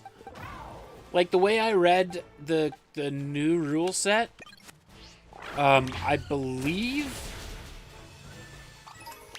I might be mistaken for axe throwing. The way I read the new rule set is your ranking of amateur, I guess beginner, amateur, pro, sort of depends on your rating. You can choose, but you have to maintain a rating in order to stay in that category. Which would make sense for going to other events and tournaments, because cash prizes are paid out according to ranking. So when we do sanctioned leagues, everybody throws together, but you're still trying to get your best score to stay within your division. So then I understand. Which would be like your Wednesday night kind of thing. But if it's our regular Monday to Thursday leagues,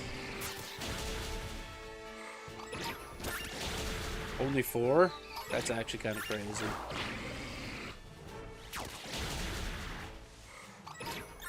You know, but if it's a regular rec league where it's like, hey, we're going to have this kick-ass trophy and nothing else,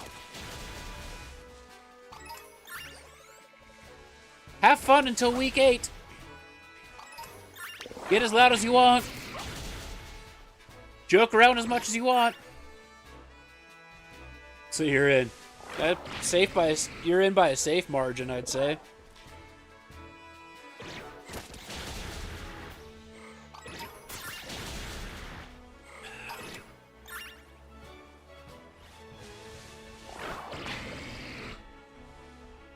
It's not a shiny Ralts, and I'm not even going to go there.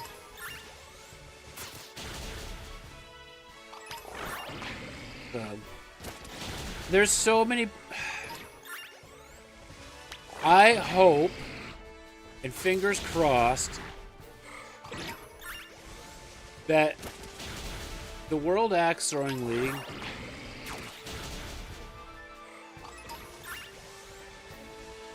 doesn't take feedback from the people that are commenting on the discussion page forum right now.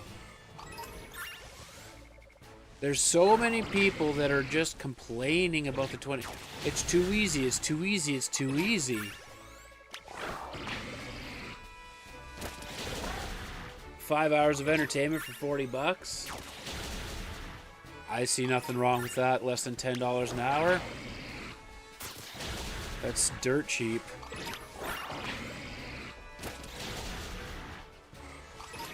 But there's a lot of people that are complaining it's too easy, it's too easy, it's too easy. But I look at the names that are complaining, and they're all people that have qualified for Pro League based on rating, or that have already qualified for Worlds. Well, the thing is you look at that, and that's the top 128 people that are complaining. Now that sounds like a lot, but when you're looking at the leaderboards and there's 6,000, well, not right now, but when there was 6,000 people on that leaderboard, you can't let the top 100 people complain and dictate the sport when you're alienating 5,850 other people that don't find the game that easy. Like you think about when we were talking about 3 years ago. Like,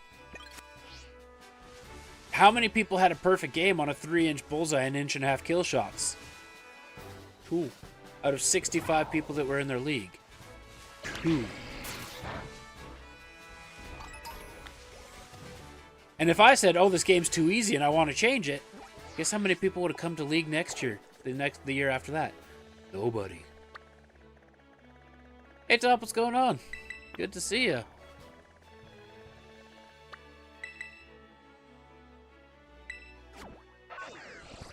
Making $1,200 a year. So here's the question then for you, McKnights. Now we wouldn't make that. We would make like $400, right? But you think about, depending on how many leagues. Doing good. Glad to hear it. How much of that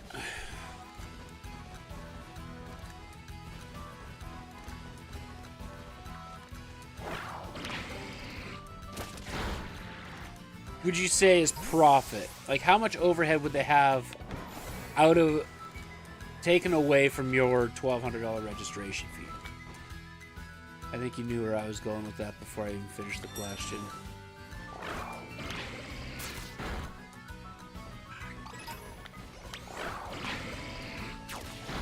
Because I think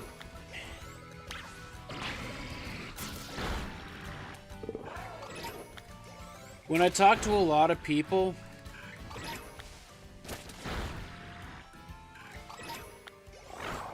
but what I'm saying is, what is the bowling alley's cost to run those leagues? I'm sure you have an idea. Right, by that math, you have 500 people paying $600 each. Is what I'm getting from what you're saying there, which is amazing. It's incredible. Things that we only wish we could get. But there's expenses that come out of that revenue. Right? So, in general, people probably have their own shoes. They probably have their own balls.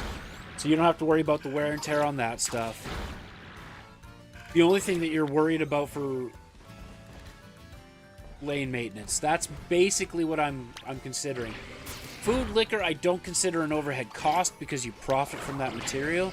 The only time it's an overhead cost is if you waste it. So if it expires. So I would assume like pins, oil the lanes, maybe replace a board if it needs to on the lane, which is extremely minimal as far as I'm concerned. When people say Axoring is expensive, 1 of 4 in Canada. See? So they're set. They're set. So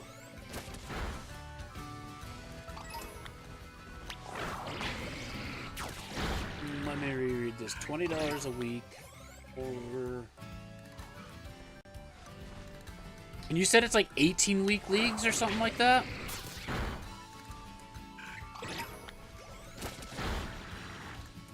They haven't changed in 30 years?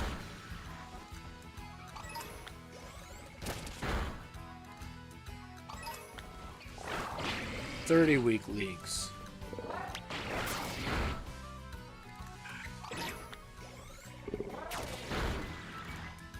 That's such a massive commitment when you think about it.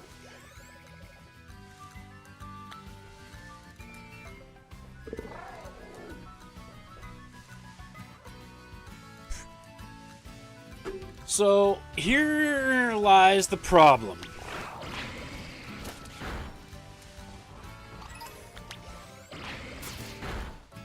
And why...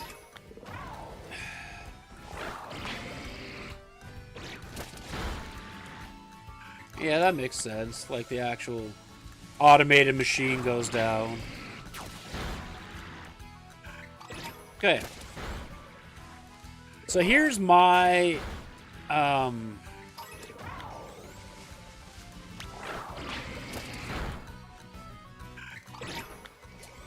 debate, if you want to call it that. My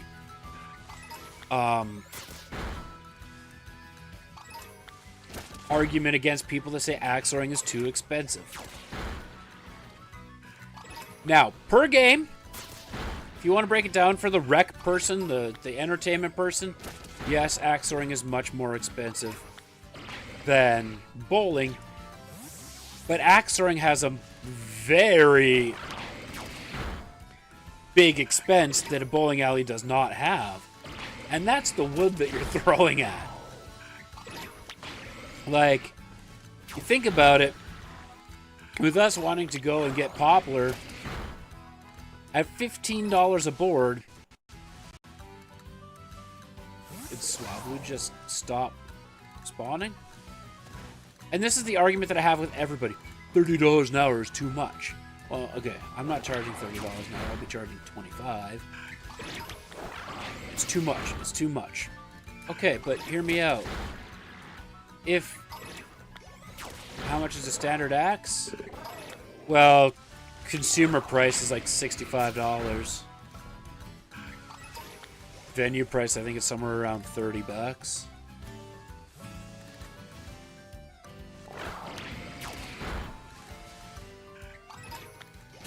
But we wouldn't have to go with that route either. Cold steel's not banned in Waddle.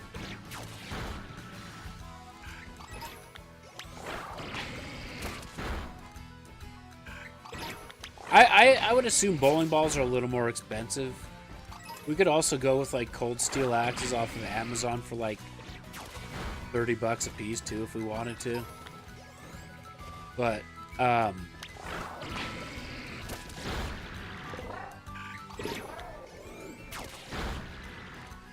okay, but if you want to do a custom axe, it's at least $300, and you don't need custom shoes. Well, there's that. But if people want to have even just a basic axe, it's about $100. Right? And if we keep the 2024 rules, you need to have 2 axes, so that's $600. But regardless, we're talking to... Let's just... Equipment aside for the customer, okay? Equipment aside for the customer. We're not concerned about that right now, because at the end of the day, both buildings are able to provide the equipment needed for somebody that has to or wants to enter the league to start out and try. Both places have that. That's not the issue. We are literally just trying to compare as much apples to apples as possible. So when you go bowling during a weekday, it's what? $7 a game or something like $20 or like $10 an hour or something strange. Like, it's cheap, right?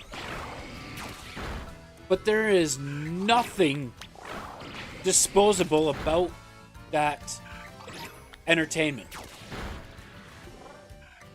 Right? There's nothing consumed in that time frame unless a ball breaks. But again, that's outside of that issue. So even when you go glow bowling or whatever, like I think for when we went for your birthday, the 3 of us with 2 shoe rentals, after taxes and tip, I think it cost me like $56. So less than $20 a person, right? Less than yeah. You've never seen a ball break, but how many axes have you seen break? So great, $20, less than $20 a person with the shoe rental. Right? Great. Not a bad deal. But we went there for an hour, 3 of us through, and I guarantee you when we left, there wasn't a single thing they had to do when we left. Right? So that was $56 in their pocket. Now, 3 people go axe throwing. I charge $25 an hour. That's $75 in the till. Potentially. But if we're $15 a board and we're giving them 2 targets at $10 or at 10 boards for those 2 targets at $15, that is potentially $150 of consumable goods gone. So if 3 people come in and they ruin all 10 boards, they won't. But as a hypothetical, I lost $75 on that booking. Yeah, and how many shoes can they spray with that disinfectant? They could probably spray 100 shoes with that, and it's probably $10 a can. That idiot with the commander killed 1 board, maybe 2. So that's $30. On him, I would lose $5. Right? You're likely not going to lose all your wood with every single booking. But we have to charge what we charge based on the fact that there is that potential. Oh. So I based on costs per booking, I can't even consider that. Like, potentially even 1 board is 10 times the cost of that can of disinfectant. So everybody tries to compare the cost of bowling. They're like, you need a flat lane price. It's like, well, I wish I could, but I can't. So that's my argument. And everyone's like, well, bowling's not rent to pay for. And I don't? Like, think of everything that that a bowling alley has to pay for, plus the cost of wood. Plus the cost of wood. They don't have that. We do.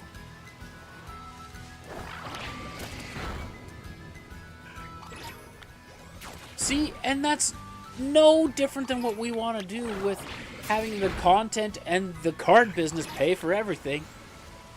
Like, that's why we want to make it cheap for people to come in, is because I don't have to make money off of those people. I'm making money off of the billion-dollar companies that are paying me ad revenue on YouTube and Twitch. Like, the ethics of my business plan is impeccable.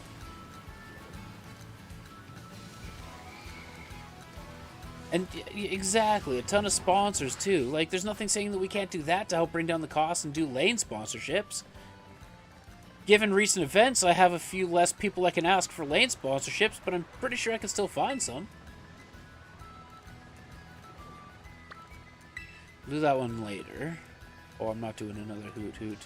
I don't care to do another Shinx. Pinward, I'll probably do. Right? Like...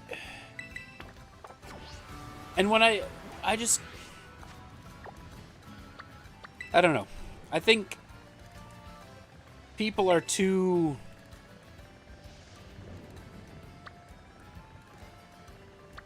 I get they have to do their comparisons, right? But when it's the general public rec booking, yes, we have to be more expensive because there's potential more damages. But now I did the math. You're paying $20 per league per week. If I can charge what I want to charge, and if I do a discount structure like other venues, I might charge a little more to start. We'll see. But I don't want to. The value for league, for what I want to charge, is much better than bowling, believe it or not. So you're $20 a week. Now you have a 30-week commitment. We are asking for an 8-week commitment and $100. It's $12.50 a week. So, when you break it down that way, if you're in leagues, even if you don't, you know, I don't want to say competitive, because that's not really... But if you just want to have fun and have that escapism for a couple hours, League is by far the most cost-effective way to do it. If I can be cheaper than bowling, and bowling has way less overhead costs, then why can't I be successful? Oh. Fine, we'll put out the type advantaged.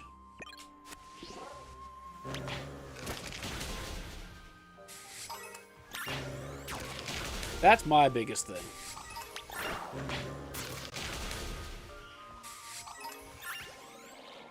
I don't even know where that is. Heath? Heath Ledger?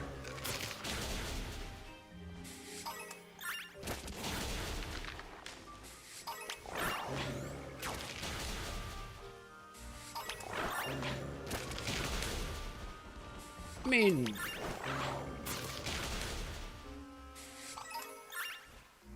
Nothing wrong with being owners of two different businesses.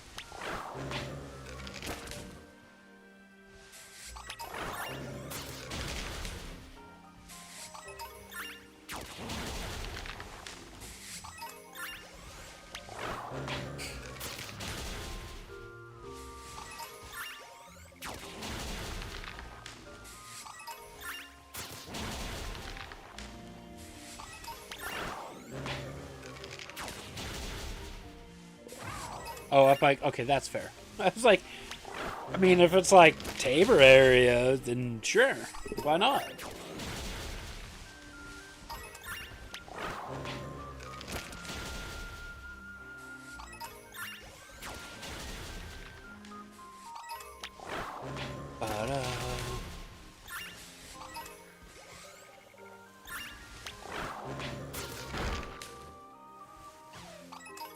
I don't know, that Grand Prairie area, though, for entertainment businesses, usually does pretty good.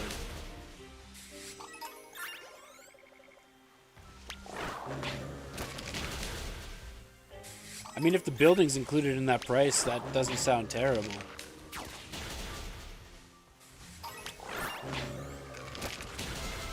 Well, that's exactly it.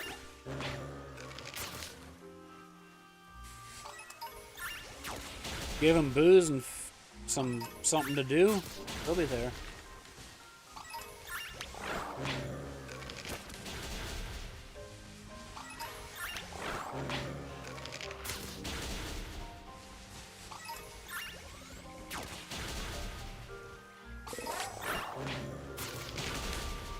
They'll do their drugs in the parking lot, and then they'll come in and get wasted and throw some balls down an alley.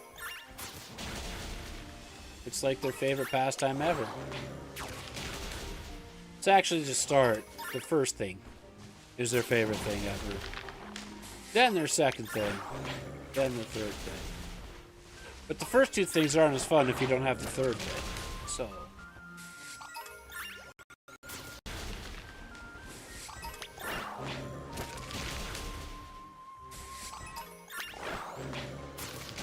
It's like a rock show. Very few people can enjoy them sober. Thankfully, very sturdy alley. Yeah.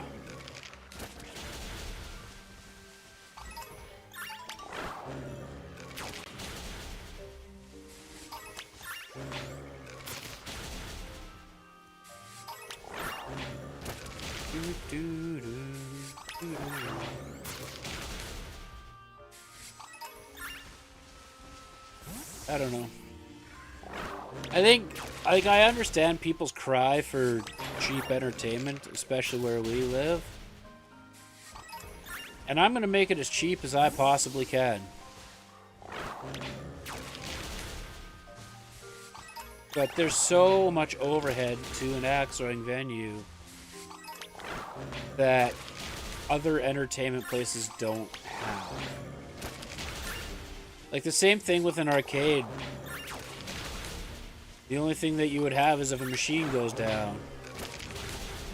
You know? And if a machine goes down, it's like, yeah, sure. But there's still like 500 other machines that people can play. And you get that machine repaired, it's a couple $100. Right? Well, I could spend a couple $100 in an hour just on people wrecking wood. Now, wood conservation goes a long way if you actually water it properly and coach people properly.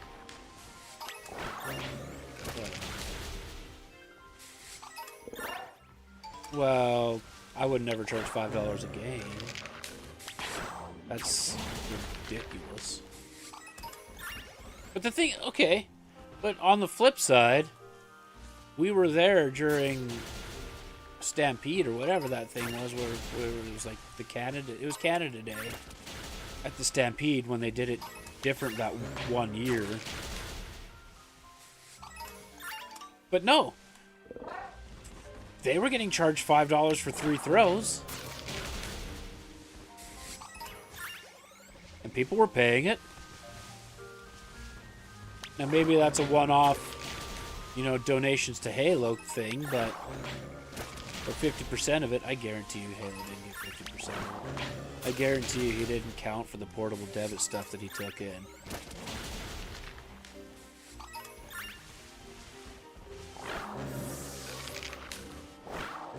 I still never forget that picture either.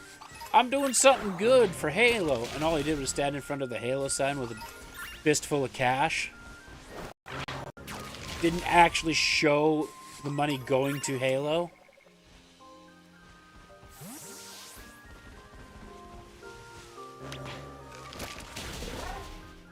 Yeah, that's part of it too.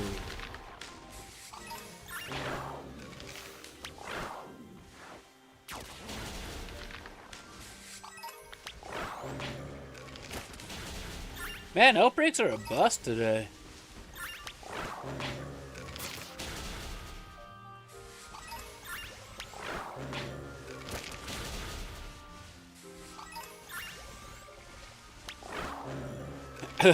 That's a fun topic to think about. I promised 50% to Halo, and I bet you they only got 20. Or think about.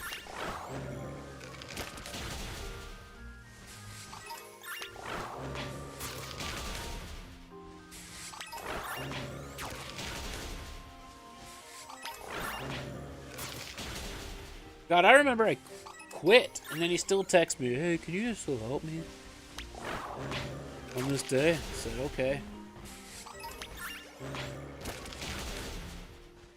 And my dumbass asked for my job back 2 months after that, after he gave us heat stroke.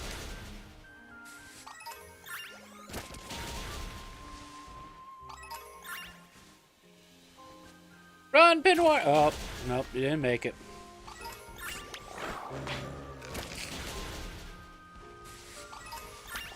He's so crooked like that. But, I mean...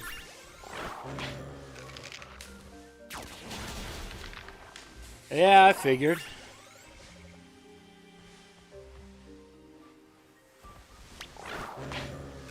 You know, he's crooked like that, but it's starting to show with fewer and fewer people and businesses actually willing to work with him, right?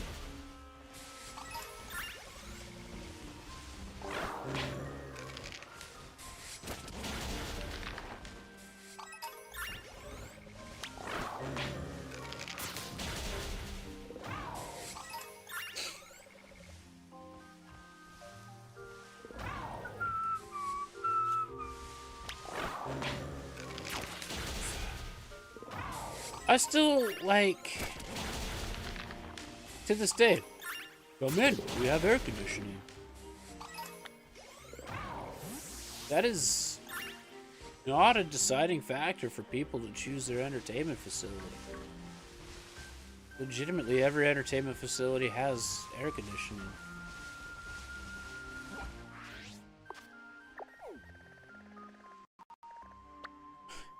Like... I just don't...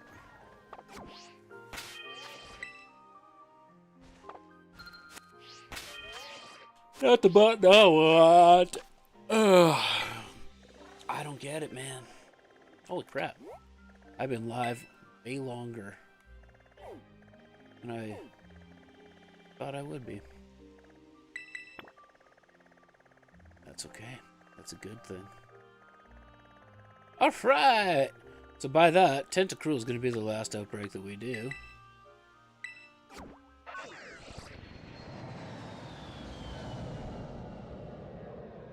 Yeah, cool. Like a pool is like $8.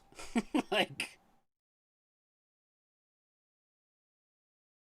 and actually be outside and enjoy outside.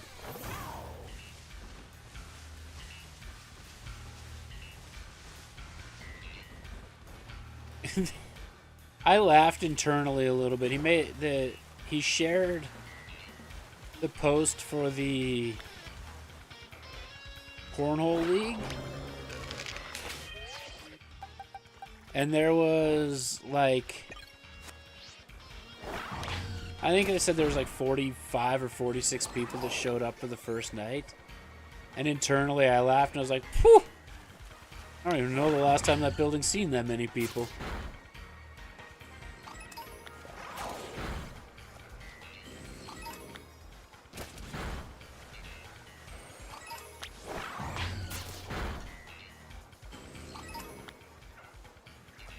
Like, I didn't see a single post about a big Christmas party. Like, maybe the Christmas parties that were there had 10 people to it.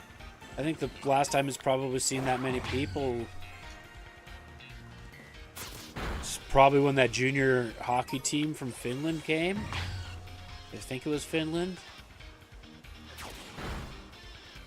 Maybe the Homeowners Association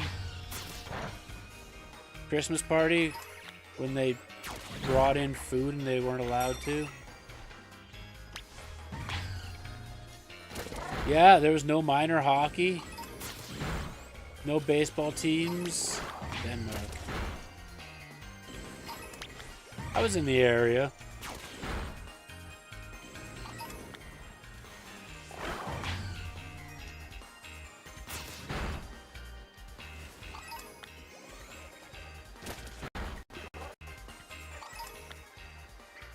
Man, did I ever put him in place that day. That was a good day. Why didn't you see that? Maybe because I'm keeping track of 45 effing other people.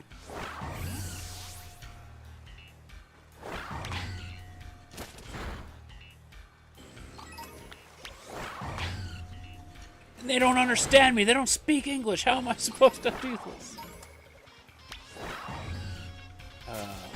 That was a good time. Scared Andrew. Not the farm kids, though. They were sheepish after, that's for sure.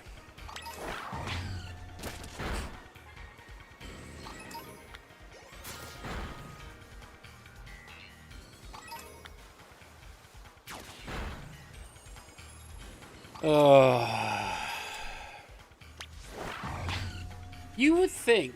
Hey, this just popped in my brain.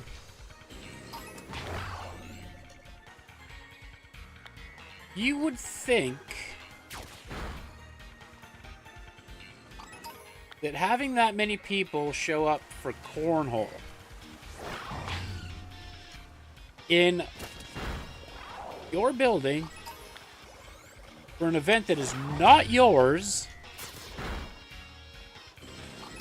you would think that your gears would start to turn a little bit to be like, what am I doing wrong? Why are so many people showing up for this, but I can't get anybody in line for something that I'm putting on?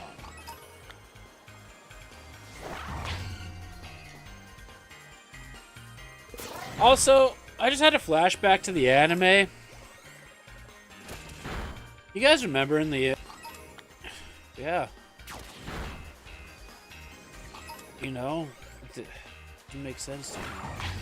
Why wouldn't you have a little self-reflective moment to be like, huh, 45 people show up every week for this, but I can't get 4 people to show up for 1 week a year? Maybe don't ask the people how to run a league.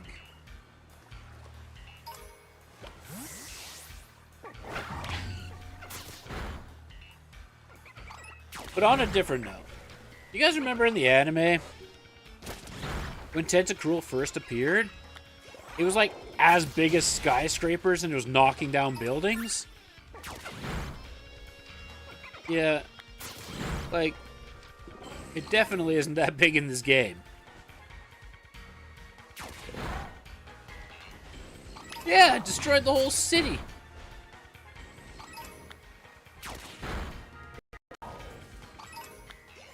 Like, kind of want to find a Tentacruel card now and actually see how big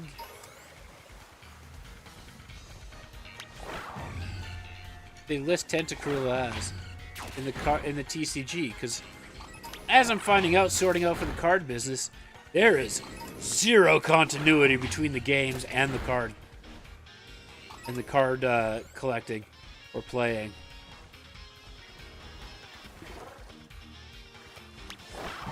I want to see how close the Pokedex entry in game is towards the card. That could be a fun series. 5-3 and 121. Don't worry, everything's organized. I know where it is.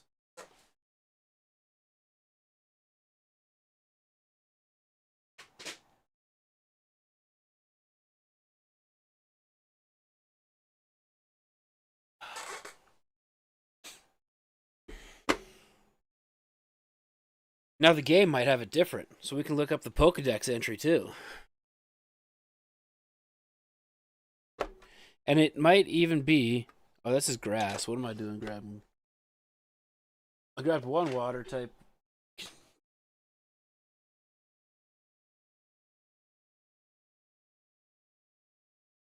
There's the other one.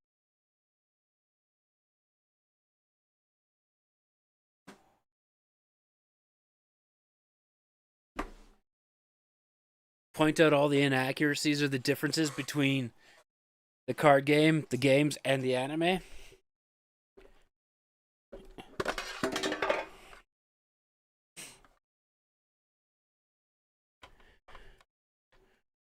P. There's S. Oh, itchy armpit. Get back to my cards. Tentacruel. It's the same on Pokemon.com as it is here. 5'3", 121. 5'3", 121.3. Because that matters. The 0.3 matters. That was actually reasonably quick for me to find. I'm very okay with my organization system. The one in the anime was a freak. And apparently so was Dragonite.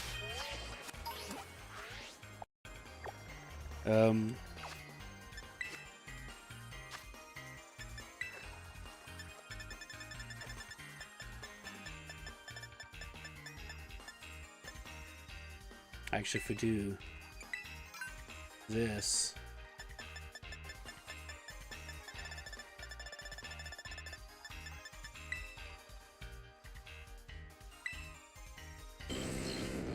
Wow. Okay. Except for in the TCG, it'll never be a poison type.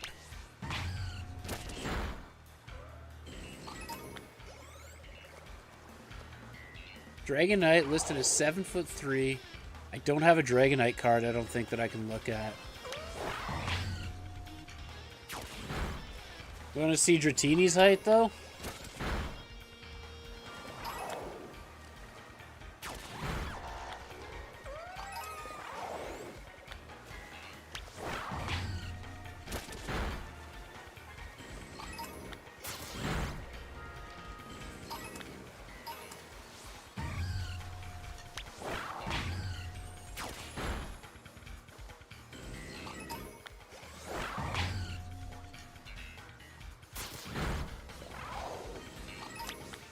I'll show you something fun after this, though.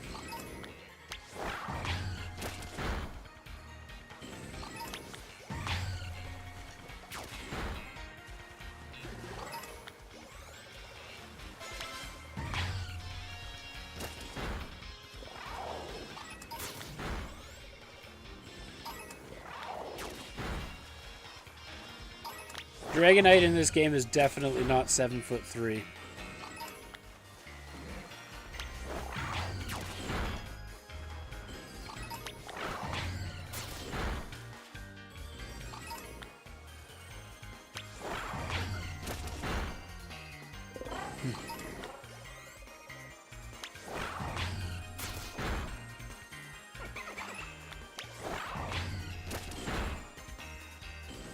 Charizard's short.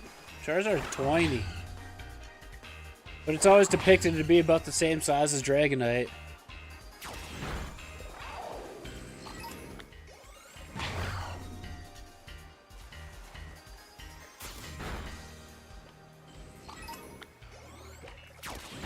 It's always drawn to be like the same size as Dragonite.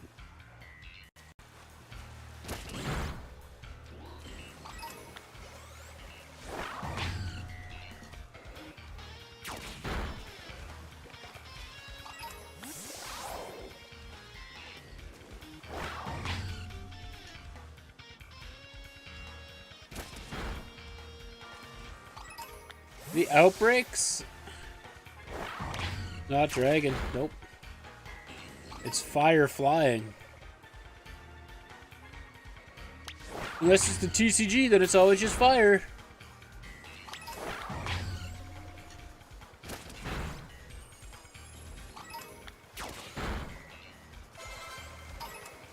I don't know if I hate the idea of the TCG being so limited, or I hate the idea of the video game being so expansive.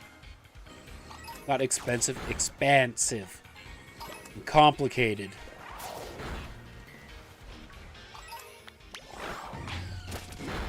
No. They won't, because I think in TCG Pocket, a lot of the cards are going to be...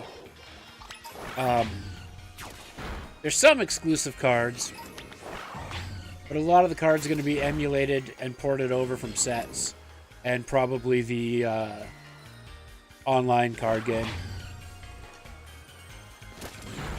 Saves them work.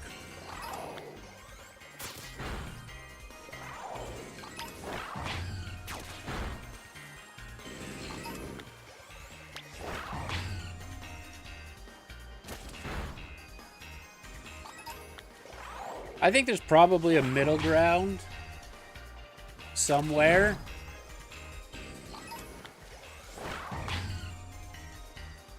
Between how complex the game is and how... Okay, the TCG is still complicated, but to me, in comparison, and my lack of full understanding of both, the card game seems much simpler than the video game. Especially because Ghost type doesn't exist. Neither does Ice type. Or Fairy. Fairy used to, but it doesn't. Poison doesn't exist. Yet, Poison was around way before Dark typing, but Dark typing exists.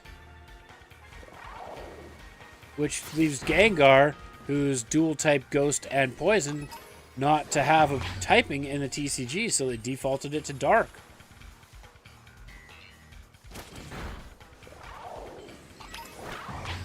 Anything that was Fairy type just went to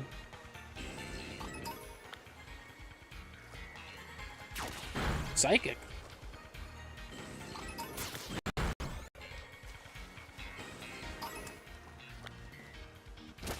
So, yeah, that's your...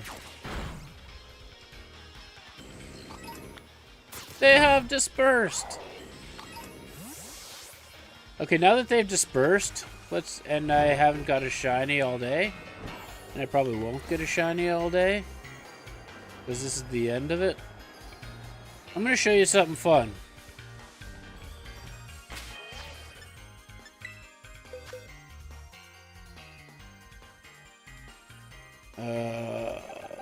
Dragonite?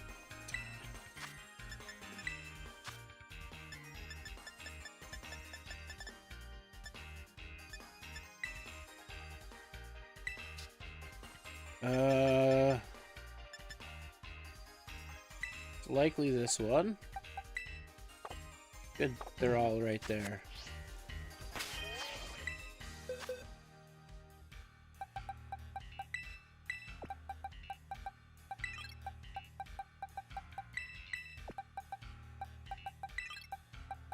And I'm only going to put the 3 in the party. I'm also not going to save because nothing happened. I got to empty out so much here.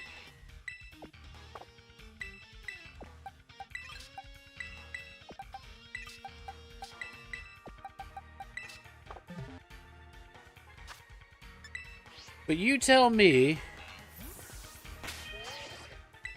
who's bigger? Dragonite or Dragonair?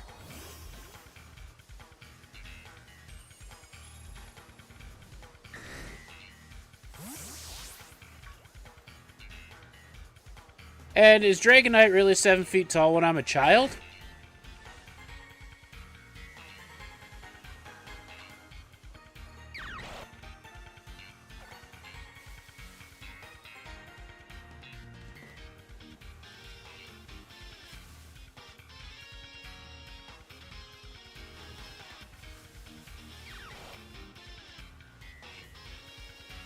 Dratini makes sense. Okay, I might have said Dratini, which would be my bad. But yeah, Dragonair. But in game, there ain't no way Dratini's 5'11" either. Unless this child is 6.5 feet tall.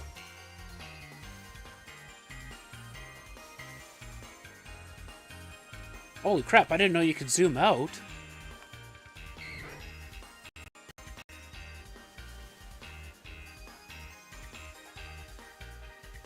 Like,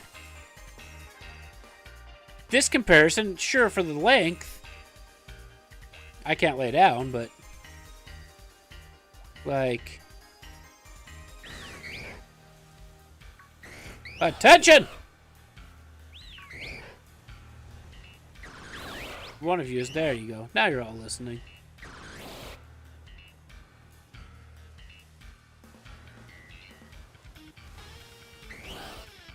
Like,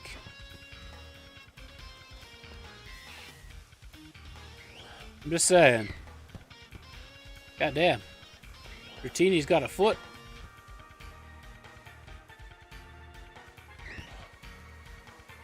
Just saying.